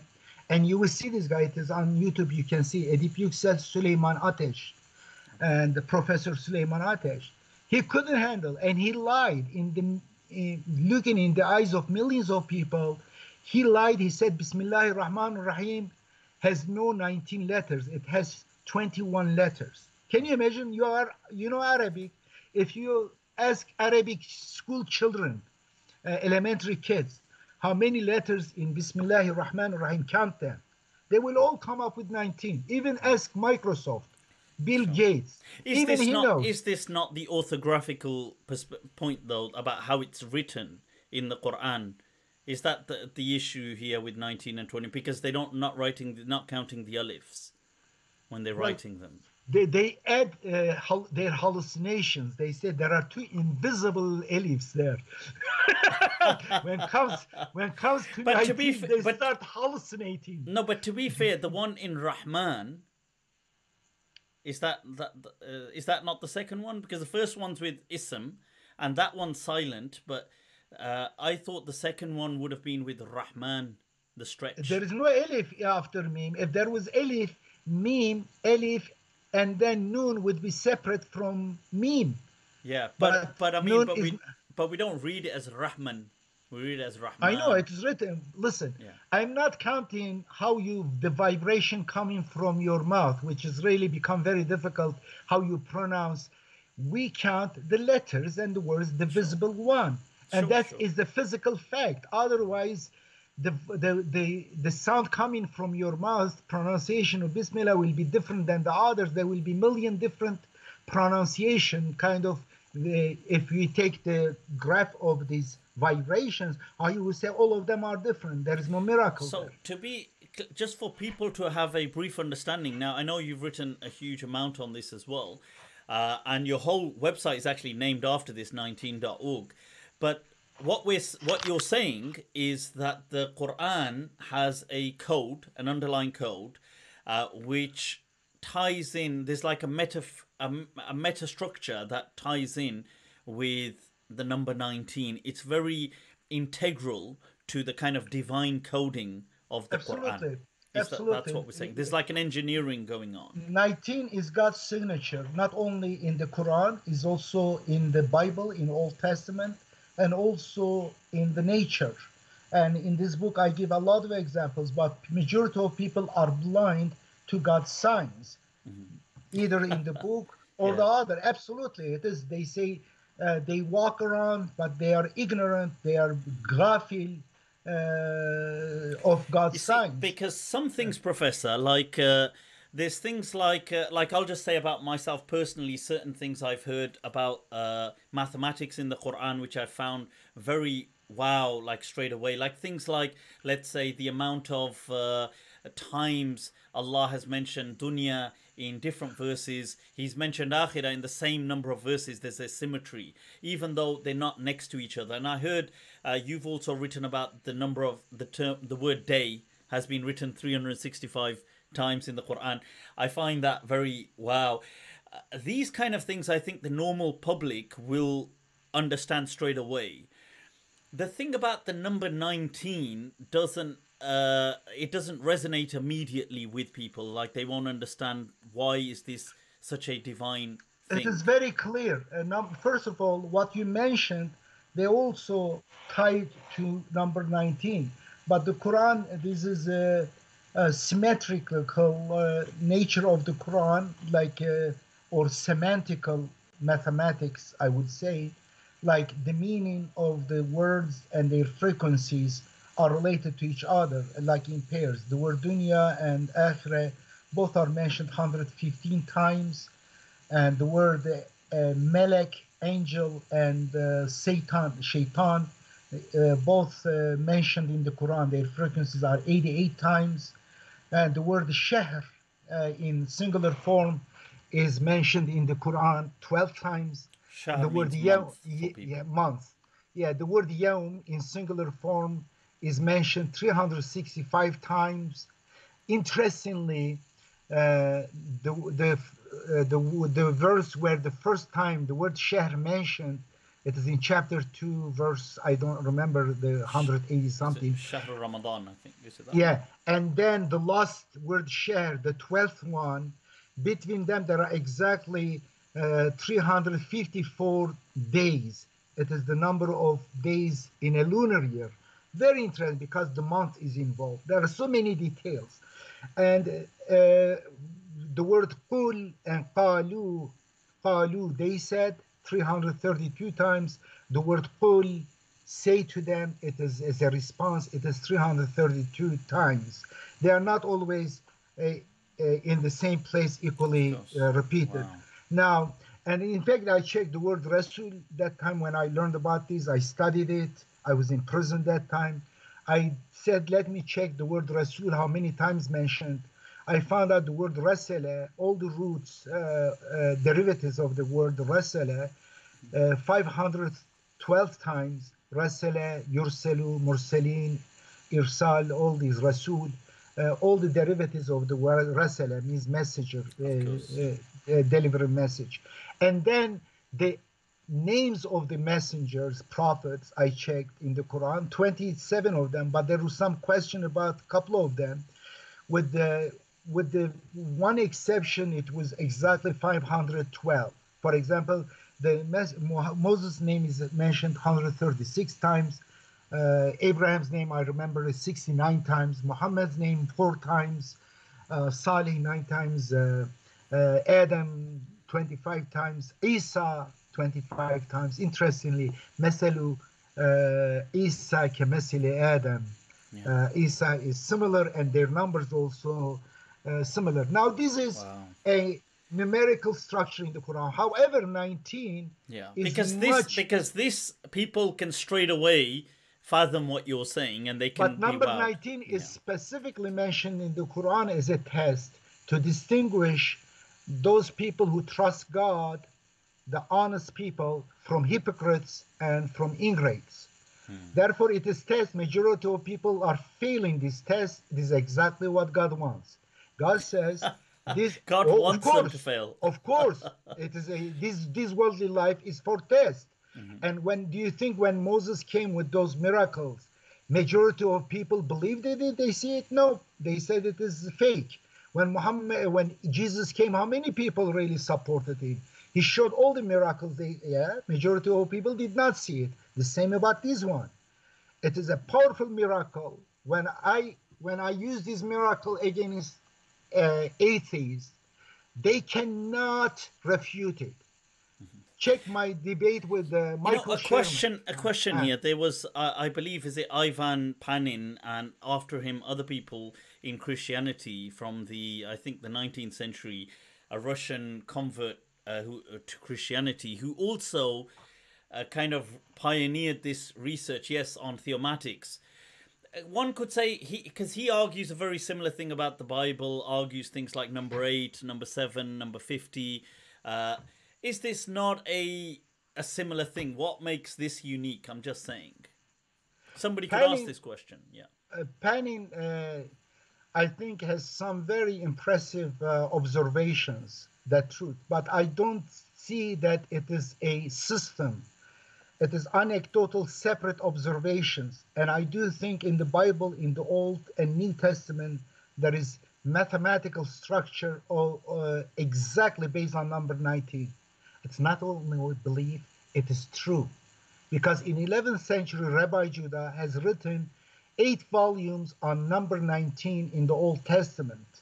And 7 volumes, unfortunately, is lost. But we have 1 volume of this book. Just a 2-page translation of it proves beyond doubt that number 19 is also a code in Old Testament, and 100% sure it is in the New Testament. If you find the original Hebrews, and we'll be able to see exactly the same because it is divine signature. Yeah, I know that the old Hebrews, I believe, they set their entire calendar on a 19-year cycle. So even though they would introduce leap months, Meton cycle. Yeah, but the whole meta cycle, yep, that would be 19 years, exactly. Yeah. Yep. Now let me come to number 19 about that one. The verse says, "Alayha tis'ata ashar," on it is 19. But before that, there are 2 verses mistranslated, very distorted by traditional translations. For example, فَقَالَ إِنْ هَذَا إِلَّا قَوْلُ الْبَشَرِ سَأُصْلِهِ سَقَرْ وَمَا أَدْرَاكَ مَا سَقَرْ لَا تُبْقِ وَلَا تَذَرْ. It doesn't leave nor spare. It is not more, not less. لَوَّحَةٌ لِلْبَشَرِ. It is obvious. It is obvious, like lawha, like a tablet, like a screen to humanity. Lawahatun lil bashar. Okay, I understand. Because people understood that to mean about the skin, isn't it? Like it lawahatun lil bashar, now, scorching. You know the Quran. Look at the Quran. The word bashar never mentioned as a skin in anywhere. In the Quran, قُلْ إِنَّمَا أَنَا بَشَرٌ مِثْلُكُمْ. Say, I am a human being like you. He doesn't say, I am a skin like you. Correct? Yeah, or true. the previous verse just before this one, a few verses ago I read it. قَالَ إِنْ هَذَا إِلَّا قَوْلُ الْبَشَرِ. He said, this is a human word. He didn't say, this is the skin word. This is the word of skin. No. And the following verse, in fact, after عَلَيْهَا تِسْعَةَ عَشَرَ, the verse is long. وَمَا هِيَ إِلَّا ذِكْرَى لِلْبَشَرِ. It's finished. And then they translate that one also as a reminder for humanity, for humans. They don't say as a reminder for skin. But somehow this verse, they mistranslated as a skin. And what the one before it says aslihi saqar, that I will cast them into hellfire. How do you translate that then? It is not hell. It is saqar. Leave it. God doesn't want you to rush before God. ولا تحرك به لسانك ولا تعجل به. ثم إن علينا بيانه. God wants you, says, so saqar. I will put him in a difficult situation. Saqar.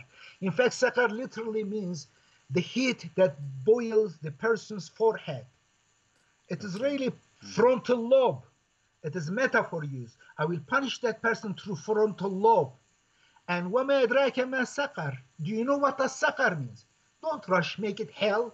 God, if God wanted, could say, النار سأصليه جهنم. سأصليه جهنم. God doesn't use that word. Specifically use the word saqar with a connection with frontal lobe, because this is an intellectual challenge. And then says, وَمَا أَدْرَاكَ مَا سَقَرْ. Do you know what the saqar means?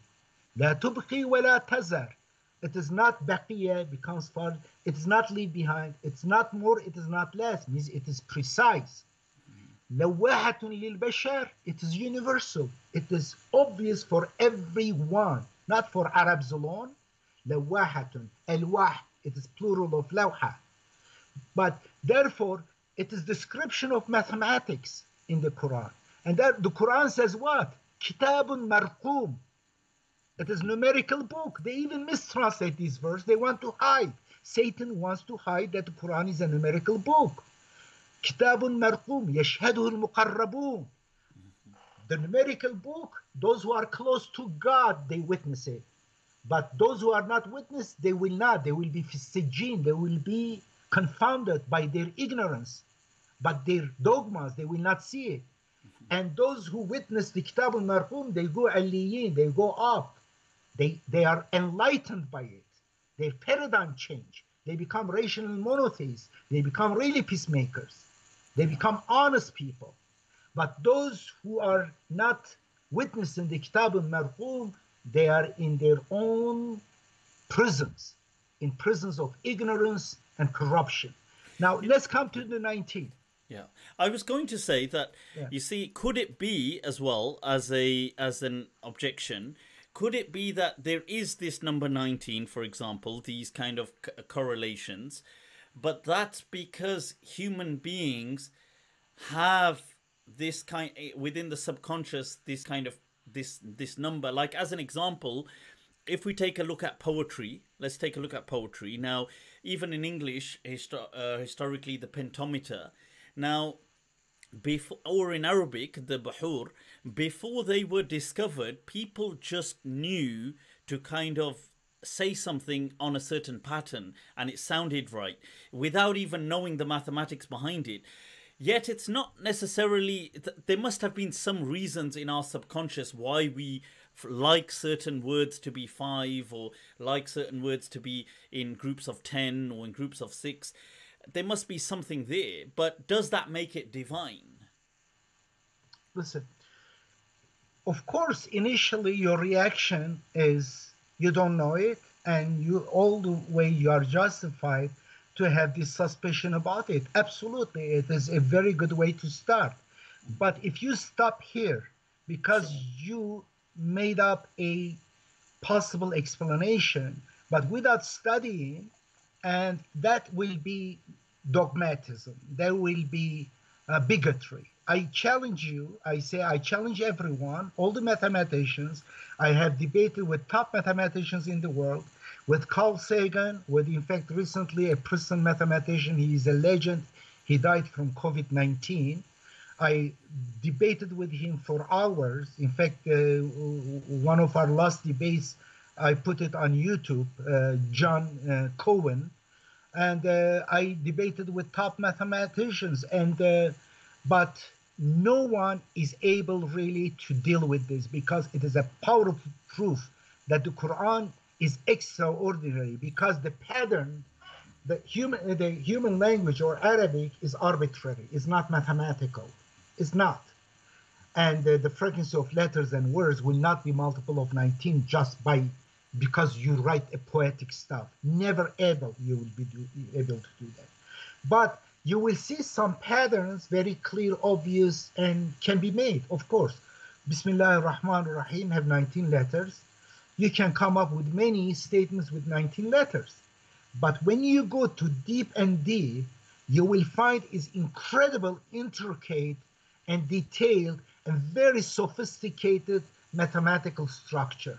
It comes from simple, that every person can see it, can understand it, and at one level, some mediocre people, some, and then there will come a point everyone will give up to say this is coincidence or this can be made by human being.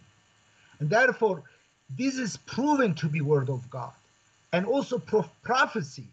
I am not going to give any examples right now. Only one example we gave about the letters of Bismillah, because it is so huge. Sure. But I want to one day start at the beginning. Sure. But I want to tell you it is also a prophecy. Imagine this 19 is mentioned in which chapter, my brother?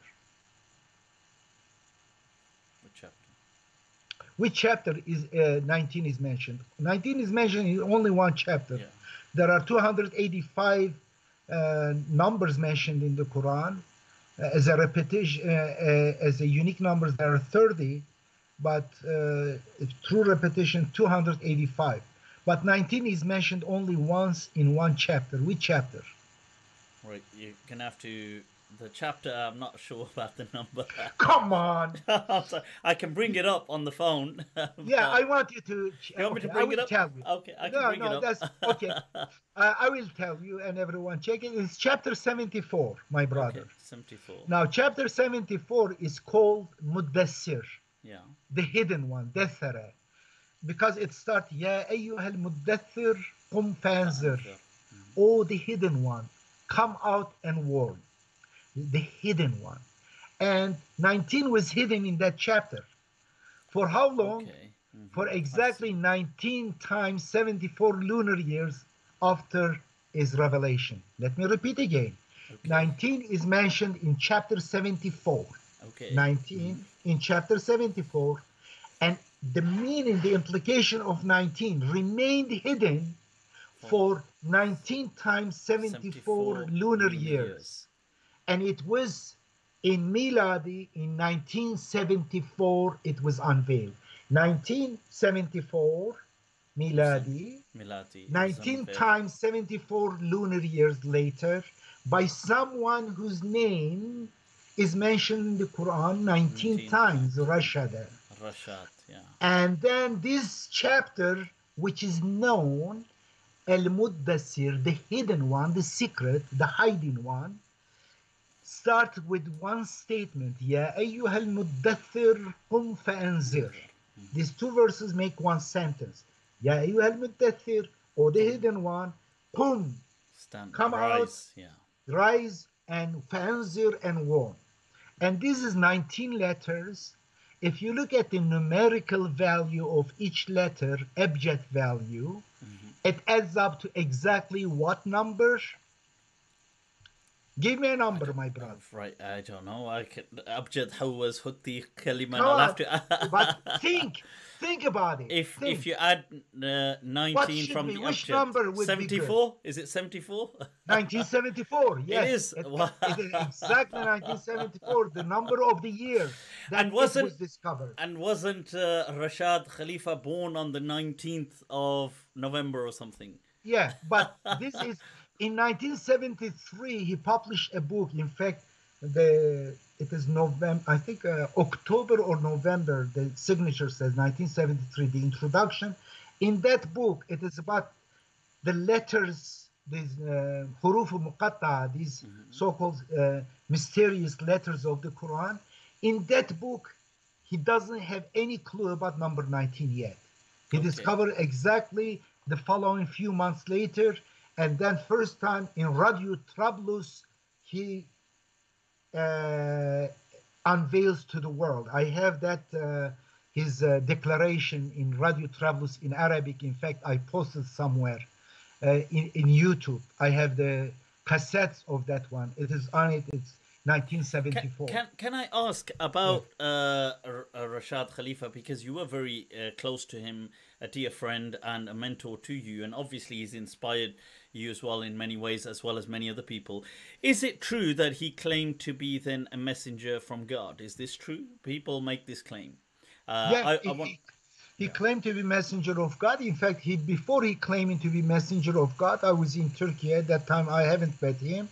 I studied the Quran. I look at this number 19. It is not a small thing. It is incredible discovery. It is divine secret that God led to this time for our generation, the generation of computer and information. And therefore I said, this is because the Quran says God, the secrets unveils to messengers in the chapter 72, it's called Jinn. Only the secrets, he unveils the secrets through messengers. وَأَحْصَى كُلَّ شَيْءٍ عَدَدًا. God counted everything in numbers. Anyway, I said this cannot be coincidence, and God must have chosen this person. And I checked, I said, let me look at his name. What is it? I found that all the derivatives of Rashad is mentioned exactly 19 times, and the form Rashad twice. And my God, it is exactly incredibly prophetic in chapter 40. If you read these ones, it is beautiful, incredibly prophetic. It is parallel, happens exactly this time. It was happened during Moses' time. I'm sorry, in Egypt during Moses' time. It relates to Joseph, and then people says Joseph was the last messenger. They reject Moses, and God rejects them. They says in the past, you in fact while Joseph came as a messenger, you rejected him, but after him you made him as a last messenger. Now you are rejecting Moses in the name of Joseph, whom with the same mentality you rejected him while he was a messenger. And therefore, the word Rashad is mentioned sandwiched in this verse about the lost messenger.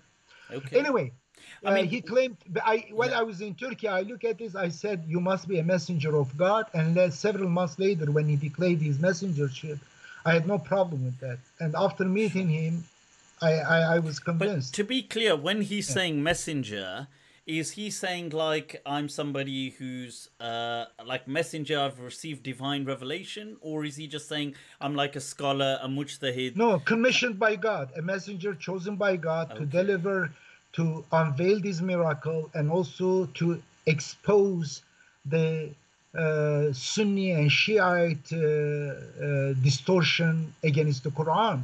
And he did that. But the Quran doesn't make Muhammad as the last messenger. The Quran clearly says, ما كان محمد أبا أحد من رجالكم ولكن لكن رسول رسول الله الله وخاتم وخاتم النبيين. النبيين. Muhammad is a messenger of God and the last prophet. It doesn't say last prophet and last messenger. Prophet is the one, a messenger who brings the book also, but every prophet is messenger, but every messenger may not be prophet. Okay, right. So that khusus umum. So just for the viewers, that it Yeah. does say Khatam al-Nabiyyin, and Nabi is the one who brings scripture, and Yeah. you're saying a Rasul is the one who he can just revive a message. MashaAllah. Yeah. Although I think commonly people do it the other way around, isn't it? But Exactly. yeah, but, people do it. They say Sunni Rasul is the one distortion is the opposite. with a book. Right, okay. And, Rashad Khalifa, when he analyzed the whole text, he saw the number 19 standing up everywhere except in those two verses, isn't it? The end of Surah Tawbah. That's why he felt maybe they were kind of interpolations into the Mushaf. Is that I correct? would like to discuss this That on inshallah, in another one session. in another point. Okay, sure. He himself was unfortunately was assassinated. Is that correct? Yeah, he was assassinated, and it is also a major issue because in 1989, from 38 countries, Muslim scholars gathered in Medina under the leadership of Ibn al-Baz, the Saudi Bin Baz, clergyman. the Salafi Bin Baz. Okay, yeah. Salafi Bin Baz. And they were gathering for the affair of Salman Rushdie because Iran declared Salman Rushdie, Iran put about $1 million on Salman Rushdie's head. It was major issue that time. It was number one news in 1989. Therefore, Saudi Arabia did not want to stay behind because Iran getting the leadership of the so-called Muslim world, including Sunnis, and Saudi was competing with Iran. Therefore, they wanted to have a say on the issue. They gathered from 38 countries in Medina, and they declared that fatwa, Rashad and Rushdie, both of them are murtad, apostate. And then after that, less than a year, he was killed by Al-Fuqra. A group was affiliated to Al-Qaeda.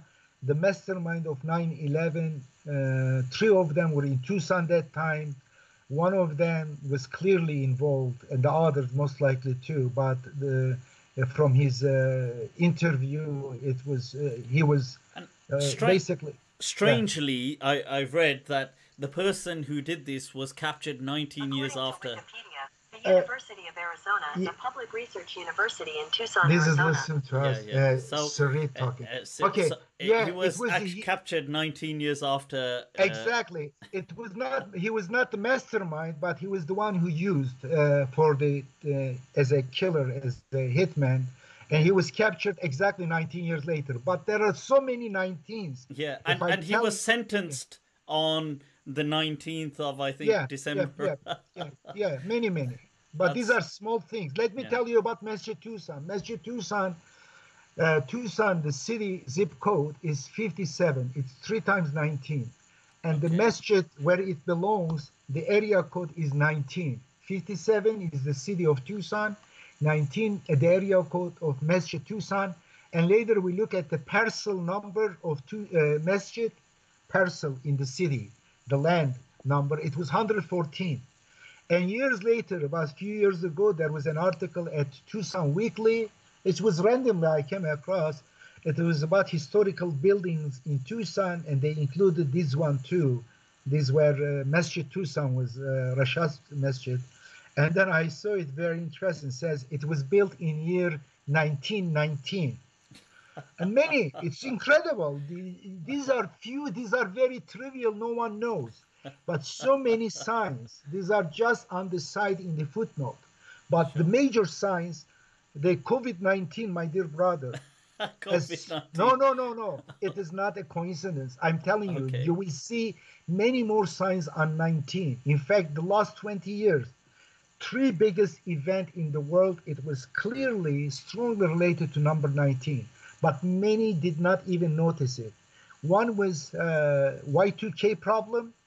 It was the ignorance of the number 19. The computer programmers, they ignored the number 19, and it cost almost $1 trillion, $800 billion, and the whole fear, the whole year from 1999 passing to 2000, the whole world was terrified. If you look at the Time magazine's cover, the end of the world, Y2K problem.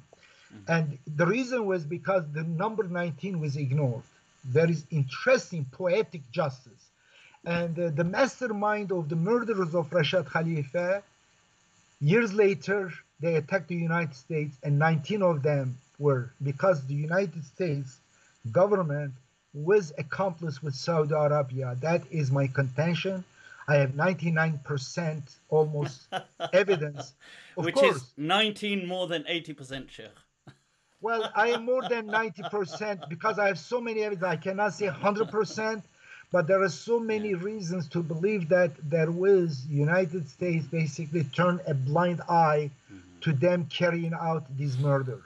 And then ultimately it caught with them. The guys who murdered Rashad Khalifa, they attacked the United States in 9/11, and they end up become 19 hijackers, not 20. They started 20. Do you know that? 19 hijackers. It is actually, now that you say it, yes, of course. I mean, I had forgotten for a moment, but yes, that is it. 19 was the number. Yeah, but they were the same guys. Yeah. Right, cool. Let's take some questions. I know a lot of people have been trying to fire some questions. Let's take some questions for the Sheikh. My first question straight away, Sheikh. When you first fell in... I don't like the word Sheikh. I don't like the word professor. Sorry. Just call me Edip. Edip. My first... Edip. I like my name. Edip, when you first fell in love, was she 19 years old? This is the question. I was born in 1957. Oh, which is 103. 19 times 103. And at 19 years age, I went to college, my college year. And without knowing the number 19, I learned it first time from Ahmed Deedat. I spent about 2 weeks with Ahmed Deedat in 1980 in a international youth conference by WAMY, W-A-M-Y. It is called World Assembly of Muslim Youth, and the Turkish Ministry of Youth. And before hearing number 19 in the Quran, 2 years before, I established my own group among the biggest youth organization, and about 50, 60 high school students. I call them FT19. Fatih 19, Victory 19. Okay. I had no clue about the importance of 19. Even I didn't know about the verse in the Quran. I read the Quran, but so many numbers in the Quran. I had no clue even that time that Basmala had 19 letters. But among all the names, I said, let me give a name, a number, and then I gave FT19. They were writing on the walls graffiti. They were giving away pamphlets, and they were basically, it was a training. I was preparing them for college. We were controlling colleges that time. It's always had a deep connect with you, Sheikh. Oh, very interesting. For some questions, I know people are posting some questions, but something that has been asked already, and we did touch up briefly before, a reinterpretation of the Quran, a modernist, a reformist translation of the Quran, verses like the hitting verse. You've said that this has been an error in translation historically, that فَضْرِبُوهُنَّ was never to hit them. How have you interpreted this verse? Daraba is like strike in English, is a multi-meaning word. Yeah. It has many words, like daraba masalan. It's not beating an example. It is to give an example. Give an example, yes. فَلْيَضْرِبْنَ بِخُمُرِهِنَّ عَلَى جُيُوبِهِنَّ. Let them cover their chest with their cover, with their clothes. Yeah. And ضَرَبَ عَلَى آذَانِهِمْ, made them deaf, not hear. ضَرَبَ عَلَى آذَانِهِمْ, correct? Exactly. And or to travel as well. Travel. فَضْرِبُوا فِي الْأَرْضِ. في الأرض, ضرب في الأرض. And ضرب. Therefore, sometimes even without fi, without in, it means ضرب. And فضرب, فضرب. برجلك. Mashallah.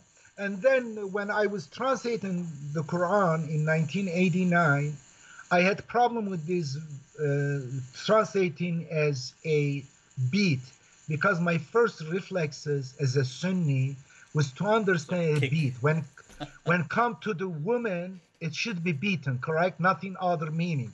You know, we don't even translate like you know, about the heifer, sacrifice a heifer and apply a piece. It doesn't say beat it with the heifer. And even for heifer, we don't use the word beat. This but is about the cow, the sacred cow. You remember? Yeah. فَضْرِبُوهُ بِبَعْضِهَا. Mashallah. It doesn't say beat it and hit it with that. It is basically to match it. It is apply to it, touch it, something like that. But somehow when it comes to women, we pick the worst meaning. And I had problem, but I couldn't translate it otherwise around. I had an orange paper. On it, I was writing the verses which I needed further research. And then after that, about 2 years later, I went to Turkey. I hadn't published my translation yet, but I had finished it. I was incubating on some verses. And then I was in Ankara in 1992, I believe. I went to you're teasing us, Sheikh. Listen, I went to a cinema, a theater. It was about, there was, what was the name of it? Oh my gosh. There was a movie about a woman and friends. They go to Africa. They have incredible adventure in Africa. And the woman, this European woman, become the concubine or a wife of a polygamist tribeman. Anyway, in one scene, these older wives, the previous wives, they are arguing with her, and one of those wives tell her, "Idrib, get out," in Arabic. Yeah. It's English. Like in movie. English, like beat it. Like yes, they say exactly. Beat it. Have the word beat. Exactly. It was English movie, but in that movie, I mentioned this movie in my article I think here. And then there are a few Arabic words. This is one of them. When I heard it, my gosh, really? In North Africa, they say beat it, idrib, get out. She was telling women to get out from the room, but telling her idrib. And then I later learned, yes, they say idrib. And then that's it. And fadribuhunna, have them get out of the home, because you give them chances if they are keeping flirting. In fact, this verse, there are 4 keywords mistranslated. قوامون على النساء, they make it حكام على النساء. قوام means the provider, not necessarily the dictator, but they tend to translate as the dictator over the woman. And then I've said that verse about the provision, about providing, qawama, was more a descriptive as opposed to prescriptive. It was just, this is how society was. Exactly. Beautiful. I'm proud of you. It is exactly describing it. Yeah. And the word nushuz is also mistranslated if you feel rebellion from women, but the same nishaza is mentioned several words down in the same chapter for men to be nishus against women, but they don't translate it as men rebelling women. They say something else like disloyalty. Well, here is disloyalty too. And woman, obedient woman, they say it obedient to men, but throughout the Quran, that word qanitat, it is always obedience to God, not to man, to another human being. But when it comes to that, there are 4 words over there by male dominant clergymen is mistranslated in order to create authority and oppression against women. Yeah. And you, in your book, in the introduction, you've got a whole section on that, by the way, for people. And that is also the sections discussing some of the errors in translation is on your website. I've seen it there.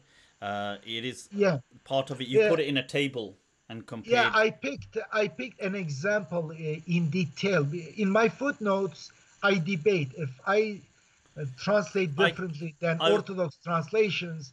I provide a reason, explanation, and argument for it.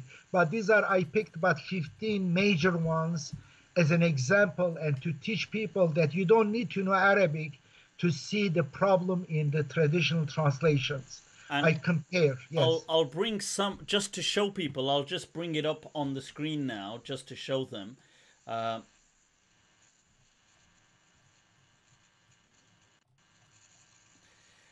Right, that was just so they can see. This is from the website 19.org. They can see some of the table right now and an example discussion going on regarding the hitting verse, Surah 4, verse 34.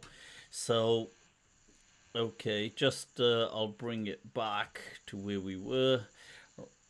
Right, yep, that I just showed them on the screen, Edip. That's just so they get an idea. Thank you. But okay, yep. So these are some of the popular mistranslations, like the hitting verse, the qawama verse, things like this. Go to the next one. Can you see the next one? On there, the same page, or it goes to the next page. Something all in the same page, or there is. Here it goes on about no, it's still about the hitting right there. No, then it's the next page. It goes to the next page. Yeah. All right. Let me see if I can just. What is the next one? The next one is, should the thief's hand be cut off? Okay. And, yep, and you've translated that as the means, isn't it? Saying that the cutting of the means. Is that correct? As opposed to, and I'll show that to the audience as well, so they can see that. There it is. So you've got the translation there of Abdullah Yusuf Ali, of Pickthall, saying about cutting the hands. Shakir as well, saying cut off the hands. Is that Ahmed Shakir, by the way? No. This is an English. And you've got yours saying to cut or cut off their hands, stroke means as a punishment. There are multiple ideas you can tell, and deliberately God made it that way so that people will get. But according to other verses, you cannot cut off their hands. I discuss it there. It could be one of the understanding, but it must be cut or cut the means. And you've mentioned regarding levying taxes, you've stated in your translation reparation. Absolutely, it is war related. It has nothing to do with religion. After aggressive wars against you, they basically they aggress against you, they cause damage, and then after war they will be levied some reparation, war reparation. You've also translated the is it the qanitat, or the characteristics of Muslim women, but those who say, as opposed to fasting, you've made it as active in society. Of course, sayihat, those who sayaha, it is nothing to do with saimat. It doesn't say saimat. They didn't like women traveling, activist women, sayihat, and they mistranslated as a saimat. It's not saimat. It is sayaha, means travel. And also ebkaren, means early woman, ahead. It means the leaders. but somehow, like Abu Bakr, he was the leader. Are you going to tell us, Adib, that on polygamy we're allowed to marry 19? Is this what you're going to say? You are troubled. Polygamy is, if you look at the beginning of chapter 4, polygamy is in the context. In fact, it's a sandwich between verses about the orphans whose father killed. Yeah. It is about the mothers who are widows, who have orphans, in order to really protect the orphans and their mothers. Yeah. And that was the option for them, and it was not just for sexual thing. It was an exigent circumstance. If it is for sexual, are you saying that it's not allowed if it's just for sexual? No, you cannot marry for if they are widows with the orphans. Yes, you can marry. Okay, that's fine. It is who are we to say they should be remaining without marriage? Usually, if there are less men, and you doom them forever not having a support of men psychologically or socially or economically. Therefore, if someone can afford it, and it is really not easy to have to women, especially with children, orphans. And it was an exigent circumstances. It's not marrying like virgins and stuff. Absolutely not. Sheikh, I mean, Adib, you're going to lose so much of your male following now. This is... They're going to be like, what? And you've taken this away? Let's see the questions. So the next question is, what is your view on the definition of Khatam al-Nabiyyin being the best and not the last prophet, and Nabi being synonymous with Rasul fil Kitab when it mentions Ismail innahu kana صادق الوعد وكان رسولا نبيا? Yes. That's a question by Sol of Lisa. Yeah, Khatama means to end, the seal. And I understand as the last, and because the Quran is also bayan linnas, and the Quran talks about Muhammad's time, Muhammad's ummah to be related to the end of the world, and therefore it lasts until the end of the world. I'm very tired right now. Sure, not a problem. It is it is a subject I would love to talk, but not now, because I would like to discuss about the end of the world, because the Quran gives the time of end of the world too. It is unlike it is believed, it is absolutely, the Quran provides a time for the end of the world too. Sure. There was a question here by Inaya who had said, number 19 reoccurs in my life before something bad happens to me. I mean, or brother, or how do you feel about questions or thoughts like this about number 19 associated with maybe superstition then? Of course, people may have superstition, but what is in the Quran? People, I think they can hallucinate 19s. It doesn't mean there is 19 there. Sure. And I see some people manipulating numbers, putting together next to each other, coming up with 19s. No. And one out of 19 numbers will be multiple of 19 by random. Therefore, we need to take into consideration that one. And also, if you are manipulating numbers, you have a bunch of numbers, you add them together this way, that way, and in many different ways, of course you will get many. And therefore, I am very skeptical about many people coming up with 19s. I reject them when I see it is anecdotal, or it is arbitrary, or it is mathematical. Sometimes it is mathematical property. It has nothing to do with a deliberate thing. Therefore, but the Quran is not like any of this. It's not numerology. It's not speculation. It is physical facts. If one day we come together, I would like to bring someone. I invite people who reject number 19, who think they studied it, who think they know that it is speculation we do, or we make it up. Absolutely, I'm ready to discuss against them. Meanwhile, I want to invite Zakir Naik, or Numan. What is Numan's name? Numan Ali Khan? Yeah, Numan Ali Khan. Once because these people are misleading the people because they talk very well, they are very slick. Unfortunately, they promote Hadith and Sunnah, all these lies. They keep them in darkness and in ignorance. And therefore, I challenge them, let's discuss. If you would like to discuss against someone who believes in Quran alone as a source of Islam or system, God system, come, we would discuss, and I will have chance to face. But if they are escaping, that would be amazing if they do take you up on that. I would love to. They should. If they are not, they are not moral because they talk behind us. They talk. They promote the idea of Hadith Sunnah. They say those who follow Quran alone, they are misguided. Well, I am one of the leaders of this movement, which started with Prophet Muhammad, and therefore come against me.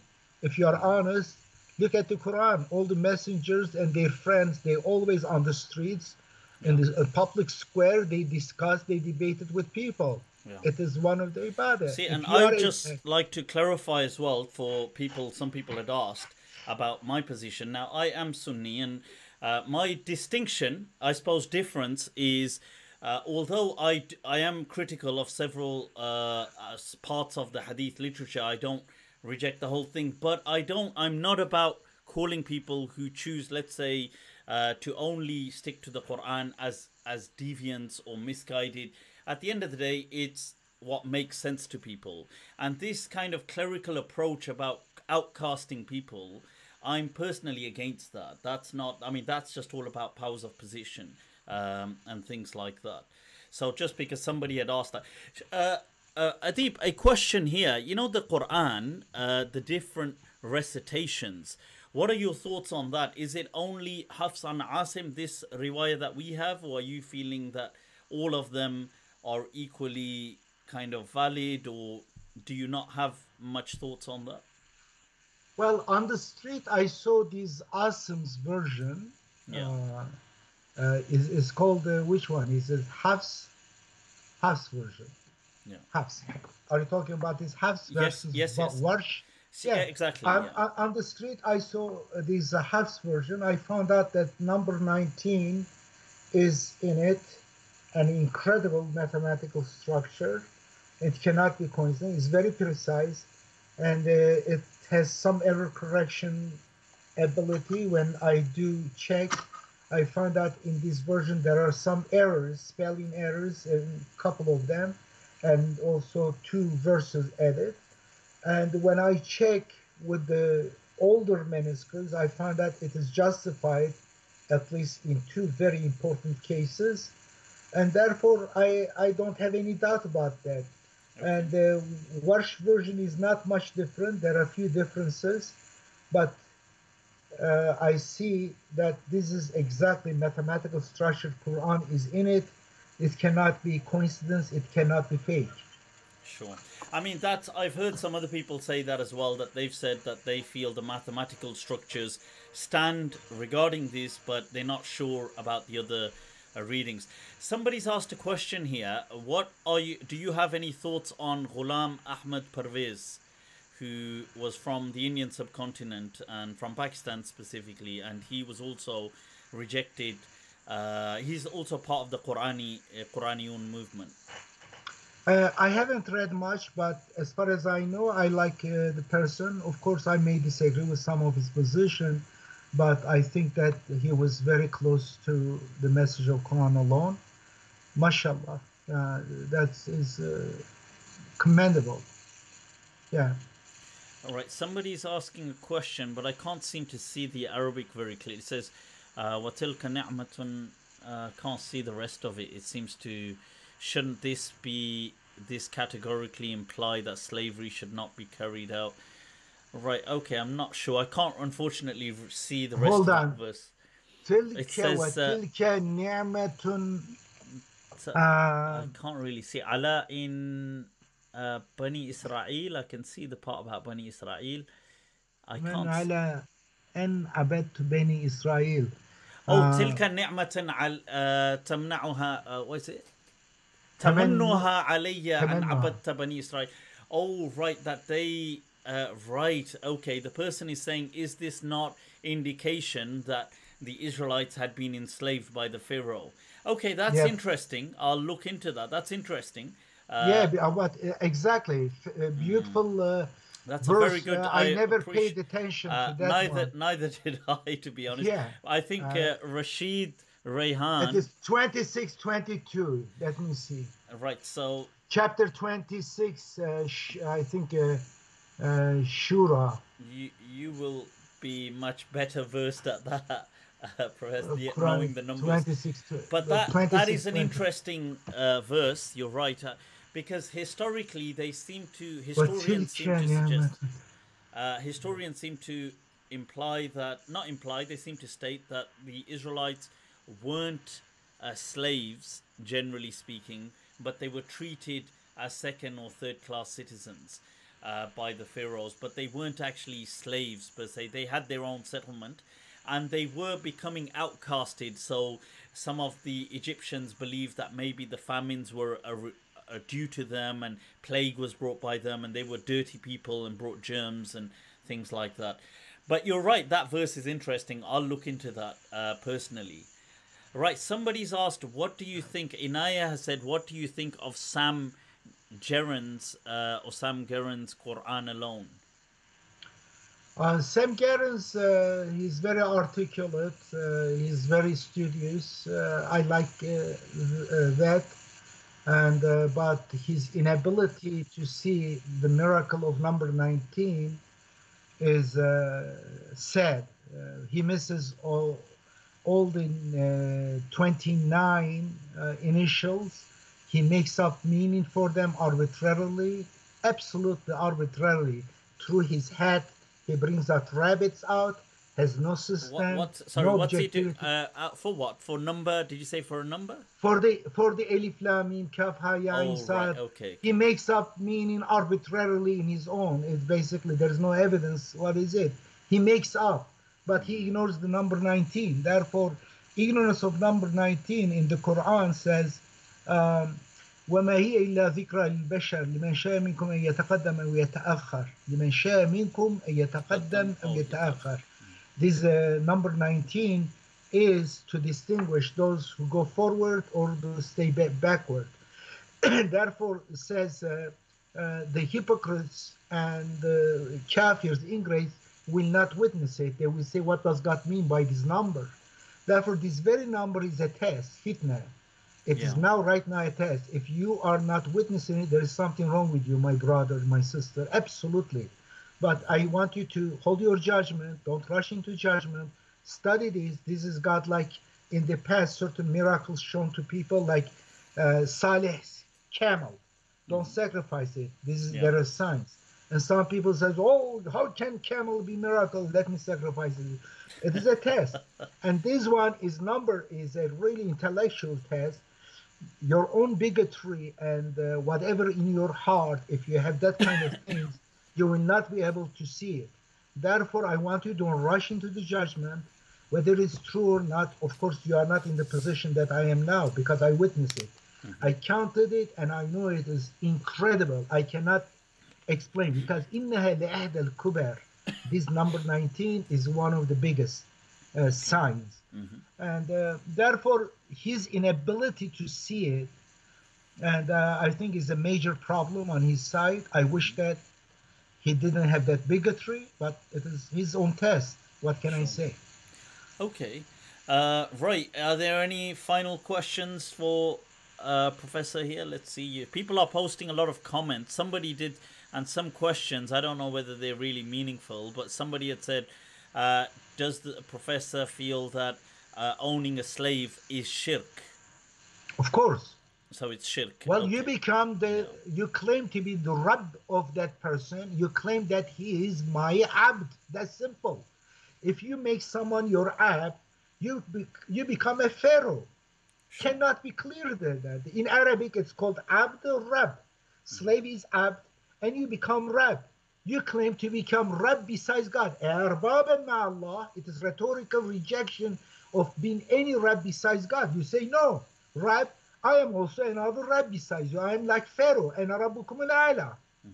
Hello? Sure. Somebody's asked here that what are your thoughts on the word Kawthar in the Quran? Inna a'taynak al-Kawthar. Is there some special understanding? No, I'm not sure. it is made up. Kawthar comes from Kasir, means plurality. I gave you plenty. It is for you too, for me too. Sure. It is general. They made it Aisha, Fatima and stuff. It is all made up, has nothing to do with it. That makes Salam. Opinion on Muhammad Sheikh, who is also Quran alone, and his idea on Al-Kitab being the only and same book given to all prophets. Do you feel that? So there's a two-part question. I don't know if you're familiar with Muhammad Sheikh, and the other part is that the view that Al-Kitab is the same prescription given to all prophets. Do you feel that's... Al-Kitab is the same book, yes, given to all prophets, is God's book. It is, in fact, in singular form is used. It is means divine laws. But as far as the details in that one can change according to one ummah, one time to another time.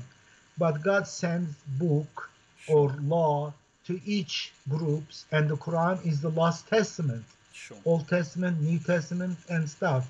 But all they have the same system. It is called Islam, means peacemaking. The goal of Islam is a secular goal, and Iman is different. Every mu'min, every person who trusts God alone, they are also peacemaker. They are Muslims.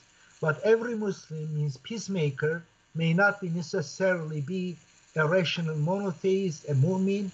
They could be mushrik. Therefore, that could be Christian Muslim, Christian peacemaker, Jewish peacemaker. In Medina, they were all peacemakers. It was a state of Islam. So it's the ones who are making silm, who are creating, that's the verb in Arabic, Islam, is to salam. Actualize silm, salam. Right, exactly. So, okay. A question here, that does the professor, do you reject all books of Hadith, or are there some that you will accept, like somebody has mentioned the Muwatta of Imam Malik? I take it that you reject all, isn't it? I reject all Hadith, including my own Hadith, to be a source of system God. Only it is God's mukhlasina lahuddin ila hukmu illa lillah. Only the Quran. God doesn't listen. God doesn't have shortage of words. All the oceans, 7 oceans, become in ink, and all the forests, all the trees become. God's words will not. Therefore, God has no shortage of words. God is not forgetful. The Quran is mufassal, is enough for us. The details, we don't need it. Again, you say, well, what about the prayers, the Quran? Yeah, this is another question right here that somebody said, how do you determine the 5 prayers? I knew that question would come. That's a common question to people who reject Hadith. How do you respond to that? Because you must get that a lot. Yes. I have a short answer and a little bit longer answer. Which one should I give first? Whichever one you're comfortable with. The shorter answer first, and later if you needed it. Sure. If in order to pray according to your detailed description, according to Hadith book, according to pray according to those books, if I need to associate partners to God, if I need to oppress women, if I need to prohibit many blessings of God that God does not prohibit, if I need to stone people to death, if I need to put a woman in a black sack, if I need to become ignorant person. That's an interesting game. Yes. In a black then sack. I don't want to pray that prayer. Then with that prayer, to hell that prayer. That prayer leads me to become evil. But the prayer, in fact, تنهى عن الفحشاء ينهى عن الفحشاء والمنكر. The prayer must be making smarter if this pray. A person more righteous, better, treating people nicely, respecting women. But I see in order to me to pray according to these details, which is many, many details, contradictory details, Of course, yeah. if I need to follow these books, your prayer is for you. I don't pray. But according to the Quran, first of all, you start with bargain. You say, I already have the description of prayer, which is you are lying. You don't have really description. You have many lies fabricated about prayer and they are contradictory. And you say, find this one in the Quran. If you cannot find this fabricated hadith about prayer in the Quran, then the Quran is not detailed enough. Well, that's a circular argument. First, what is the prayer? You say, well, the prayer must have this many units. Who said that? Where do you get it? You get it from your fabricated hadith. And you say, I cannot find my fabricated hadith in the Quran, therefore Quran is not detailed. That is a false argument. Therefore, according to the Quran, the units of the prayer, no, it's not an issue. Like the color of heifer, in the beginning of chapter 2, God doesn't, just for fun, give you an example of Jewish rabbis creating frivolous details. What God told them? God told them to sacrifice a heifer. There was a purpose, because heifer was a symbol of their oppressors, the masters, the pharaohs. And they still had, in their mind, they still have connection. That is very interesting. That on a side Oh yes, note. Osiris. It was not a stupid ritual. It was not because they needed blood and stuff. Because Osiris, the pharaohs, they had heifer, and when they were slaves, they were also under the influence of the culture and religion. They adopted the religion of their masters. Like black people brought to the United States as slaves, they became Christians. They adopted the religion of their master the same way. And when they were freed by Moses, but in their mind they still had some respect to that heifer. Yeah. And therefore the Samarite was able to. You see, because I've also said that Uzair in the Quran was Osiris. I don't know if that resonates with you, but where it said about the Jewish people that they said Uzairun ibn Allah, that this was in the subconscious, it was Osiris, Usair bil Arabiya. I don't know about that. I haven't thought about that. But this is the heifer, and God wants them to really physically cut it by this way. You know, in psychology, there is this kind of treatment. If you have certain obsession or fear, phobia, you go do something physically in order to mentally also cut yourself. Exactly. This was to really do not have any respect for these things. But rabbi changed you entirely through frivolous question. What is the color? And whether it is young or old, whether it is in the barn or in the farm, this kind of stupid question. And the Quran says, almost, and each time the details is given, they want more detail. This is the mentality of clergymen, rabbi. They create frivolous questions. Through frivolous question, they create volumes of books. And so what happens? Normal people will not be able to know. That is such a gem, though. The fact that, you see, what Allah was instructing them to to completely jettison this subconscious baggage of Osiris and the pharaohs with this heifer and with this kind of calf, this young cow, and rather what they come up with is, ma lonuha, what's its color, should it be this, should it be that? Trivialized. They trivialized, distorted, distracted from the main point, basically. They missed the entire point. And the same with the prayer. This salat. Salat means, my brother, salat, in fact, the Quran defines what does salat mean. وَمَا صَدَّقَ وَمَا صَلَّى وَلَكِنْ كَذَّبَ وَتَوَلَّى. وَمَا صَدَّقَ وَمَا صَلَّى, did not approve it and did not salla. Let's keep it salla. وَلَكِنْ كَذَّبَ, it is the antonym of sadaqa, and therefore وَتَوَلَّى, to turn away. And turned away. Therefore, then salat should be the antonym, the opposite of turning away means turning face, showing empathy and interest, being in solidarity. And we see it in, for example, إن الله وملائكته يصلون على النبي يا أيها الذين آمنوا صلوا عليه وسلموا تسليما. God and his angels, controllers, angels is another misunderstood. God and his controllers are supporting the messenger, means in solidarity with messenger. All people, you also support the messenger, be in solidarity with messenger. In another verse is Nabi, I'm sorry. In another verse, هو الذي يصلي عليكم وملائكته ليخرجكم من الظلمات إلى النور. God and his angels are supporting you in order to take you from darkness to light, enlightenment.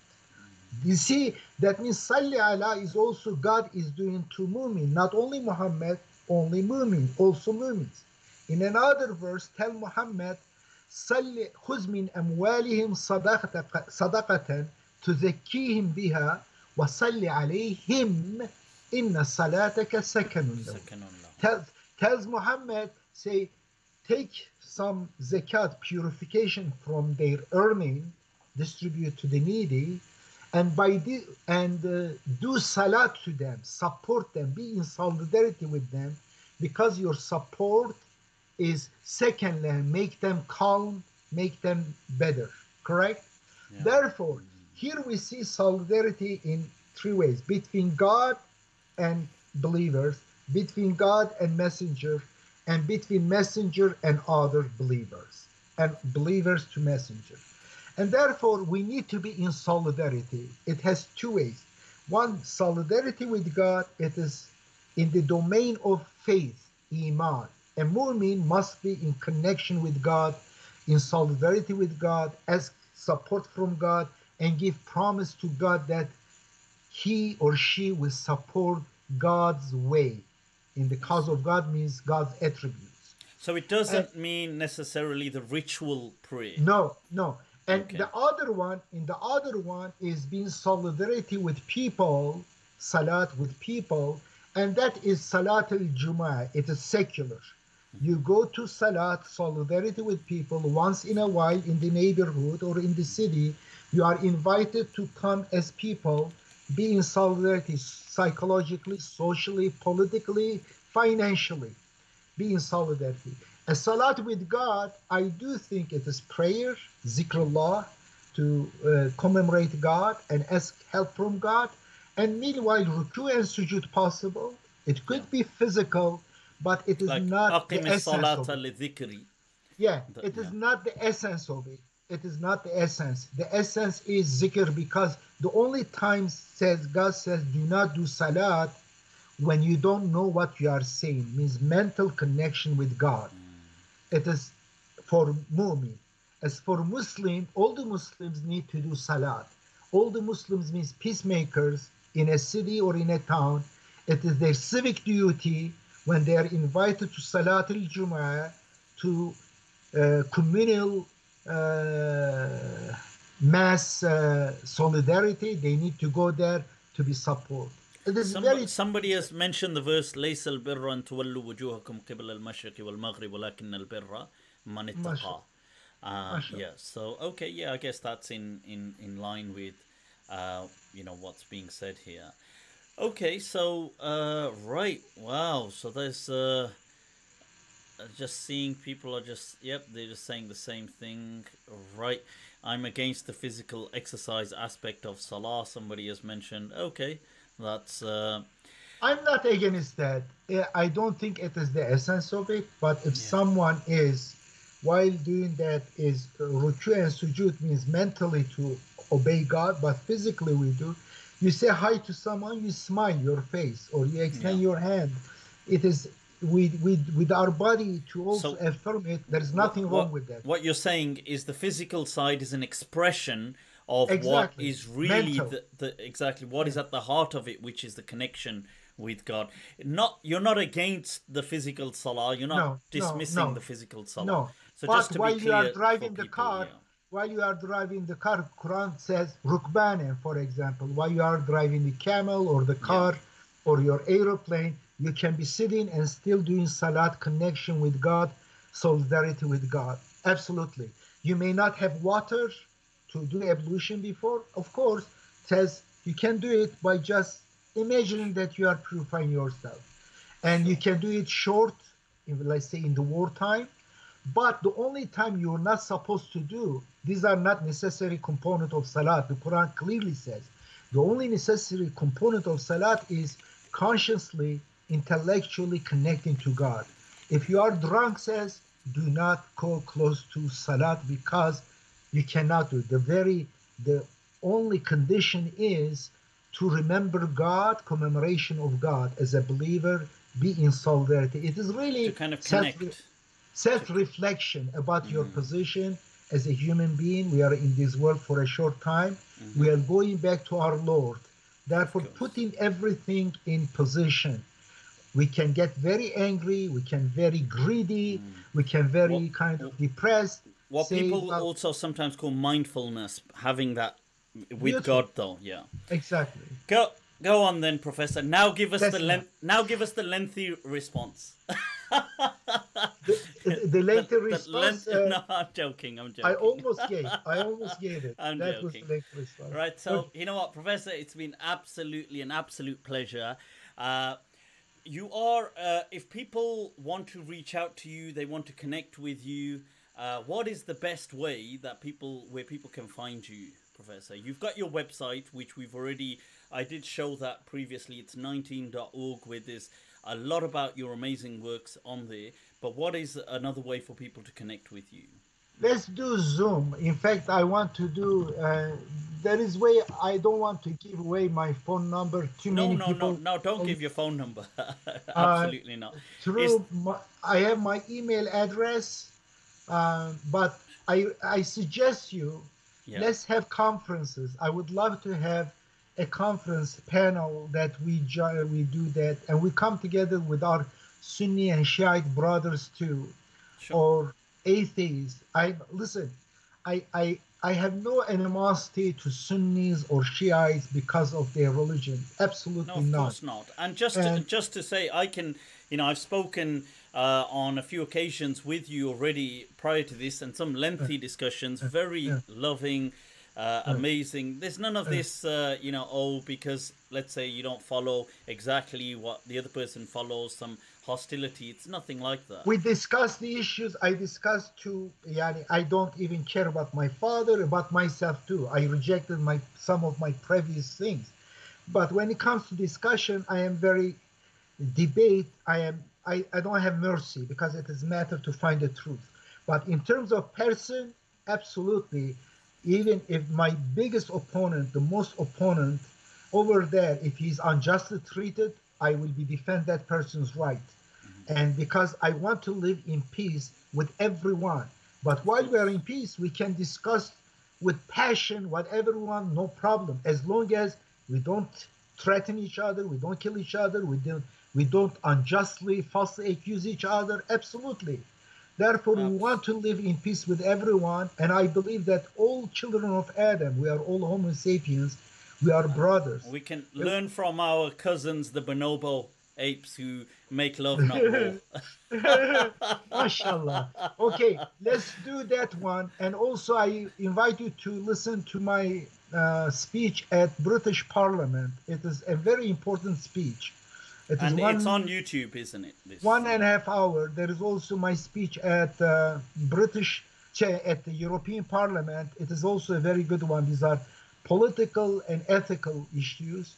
And also I have about a good interview with Rudaw, a Kurdish TV in Washington, on ISIS. ISIS is Sunni, basically. They applied Sunni. Edip Yuksel, ISIS, if you write in YouTube, you will find you've got it. Professor has a lot of videos and a lot of writings completely refuting the belief structure and everything of ISIS or extremist ideologies, don't you? So you're on Zoom, and to look out for your videos on YouTube. Are you on any other social media accounts like Facebook and things like this? I have Facebook, but I'm not as active I used to be. I was on Twitter. I had a very great impact, 150,000, but the reach was much more than 150,000 Wow. followers. You're But they doing it. banned it. They suspended me because of Tayyip Erdogan, the Turkish government. Wow. Okay. In cahoot with Twitter, they suspended me. I'm considering to file a lawsuit against Twitter for this one. Okay. I have little chance in one way because American Constitution unfortunately doesn't protect against big corporation regarding freedom of expression. It protects against government. I can sue the government if government censored me, but somehow, according to the First Amendment law, I cannot claim right against a corporation. Yeah. This is the biggest deficiency Because of American in essence, Constitution. it's a company, and a company has the right to, management reserves. I think it is wrong. I think it is wrong because the public square in the past was governed by government, but public square switched with the social media and internet, switched from 3D real public square to virtual public square on social media. Right now, it is monopolized public square by these two companies. Therefore, they are acting like a government. I agree with you that it's a fascinating discussion that these public spaces, which in essence are commercial properties, but because it's a company, Twitter, Facebook, whatever, but because they've become an entity of public space, shouldn't there be a discussion? They should be responsible. Exactly. They should not just censor people haphazardly because they control the expression of ideas, basically the public square. Therefore, for the society, it is a danger.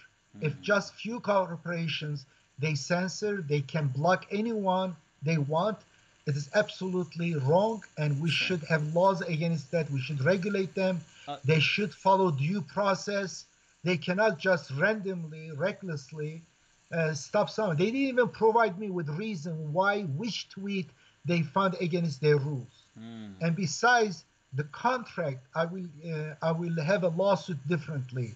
I will not use the First Amendment right because I will lose. But I have, I think, a beautiful argument, and I will bring it in the American court against Twitter. I have a wonderful argument. I think I am going to win. In fact, I will win some money too because I will punitive damages. Yeah, I may be rich for that. Well, let's celebrate once you do. Before we go, just I know this has been a very extended session, and I know you must be very tired as well, Professor. So just shortly, your piece on, because this just occurred to me, I want to ask before, your piece on Berkeley and Descartes, the two angles of a triangle. What was the gist of your paper there? Well, there are several. The idea of who we are, whether we are matter alone, body, or mind, or body plus mind. Body plus mind is called dualism, which is associated with Descartes because he was the one most focused on that subject. Berkeley believed that everything, the essence, is the spirit, the soul, the idea. Yeah, the idea, idealism. Because what happens all in our mind and the rest of it. And some materialists believe that no, the spirit, the soul doesn't exist as independent entity. It is the function of the brain. The brain is material things. Yeah. Basically, one is matter, is the essence. The other, nope, the spirit, the soul is the essence. And of course, the third way is both of them are essence, both need in order for a human being to exist. Mm-hmm. And of course, the problem is if this is a different essence and soul is metaphysical, is not physical, how they communicate with each other. Soul is not material, it is not governed by the laws of the universe that we are in, and matter. Because I synonymize soul with consciousness personally. Yeah, I mean that. beautiful, but it is Yeah. more than that. It is very interesting subject, and in fact, the idea is this says the matter, that everything is matter, says human being is an MP3 player. Everything is confined with the body. And the one says, nope, human being is idea, says the human is broadcasting, is radio broadcast. The one says both, the human is a radio that a broadcast soul come into it. Yeah. But broadcast independently exists, Yeah. and the matter independently exists. Basically, it is like a radio device. Yeah. Now, yeah. Which one do you think? Do you think you are? I've actually said that I believe in non-local consciousness, and that is the ruh, and we kind of, the brain is like the radio transmitter that picks up the signal, or it is like the phone that is picking up the Wi-Fi. That's what I've kind of said previously. I disagree with that. I disagree that it is something like that, because it doesn't really have any meaning when you say something in essence differently. What I think that it is information plus matter. The order of matter is both independent existence from matter, both dependent at the same time. Like let's say human, take humans apart to its ingredients. And then my ingredients and your ingredients, it will be several pounds of carbon, several pounds of, or say kilogram, I am more than kilogram. Therefore, several kilogram of carbon and oxygen and hydrogen and nitrogen and other elements, correct? Yeah. This is basically human. Put it on a table, these pounds of or kilograms of elements, they will not make a human being. No, but of course, yeah. Bring them together, create some molecules, and somehow they start behaving differently, these atoms. Yeah. And these molecules come together, make a chain of molecules like genetic code, and then they will start, and then create organs, and then like the principle in Gestaltian psychology that the sum is greater than the whole. The whole is greater than the sum of its parts. Beautiful.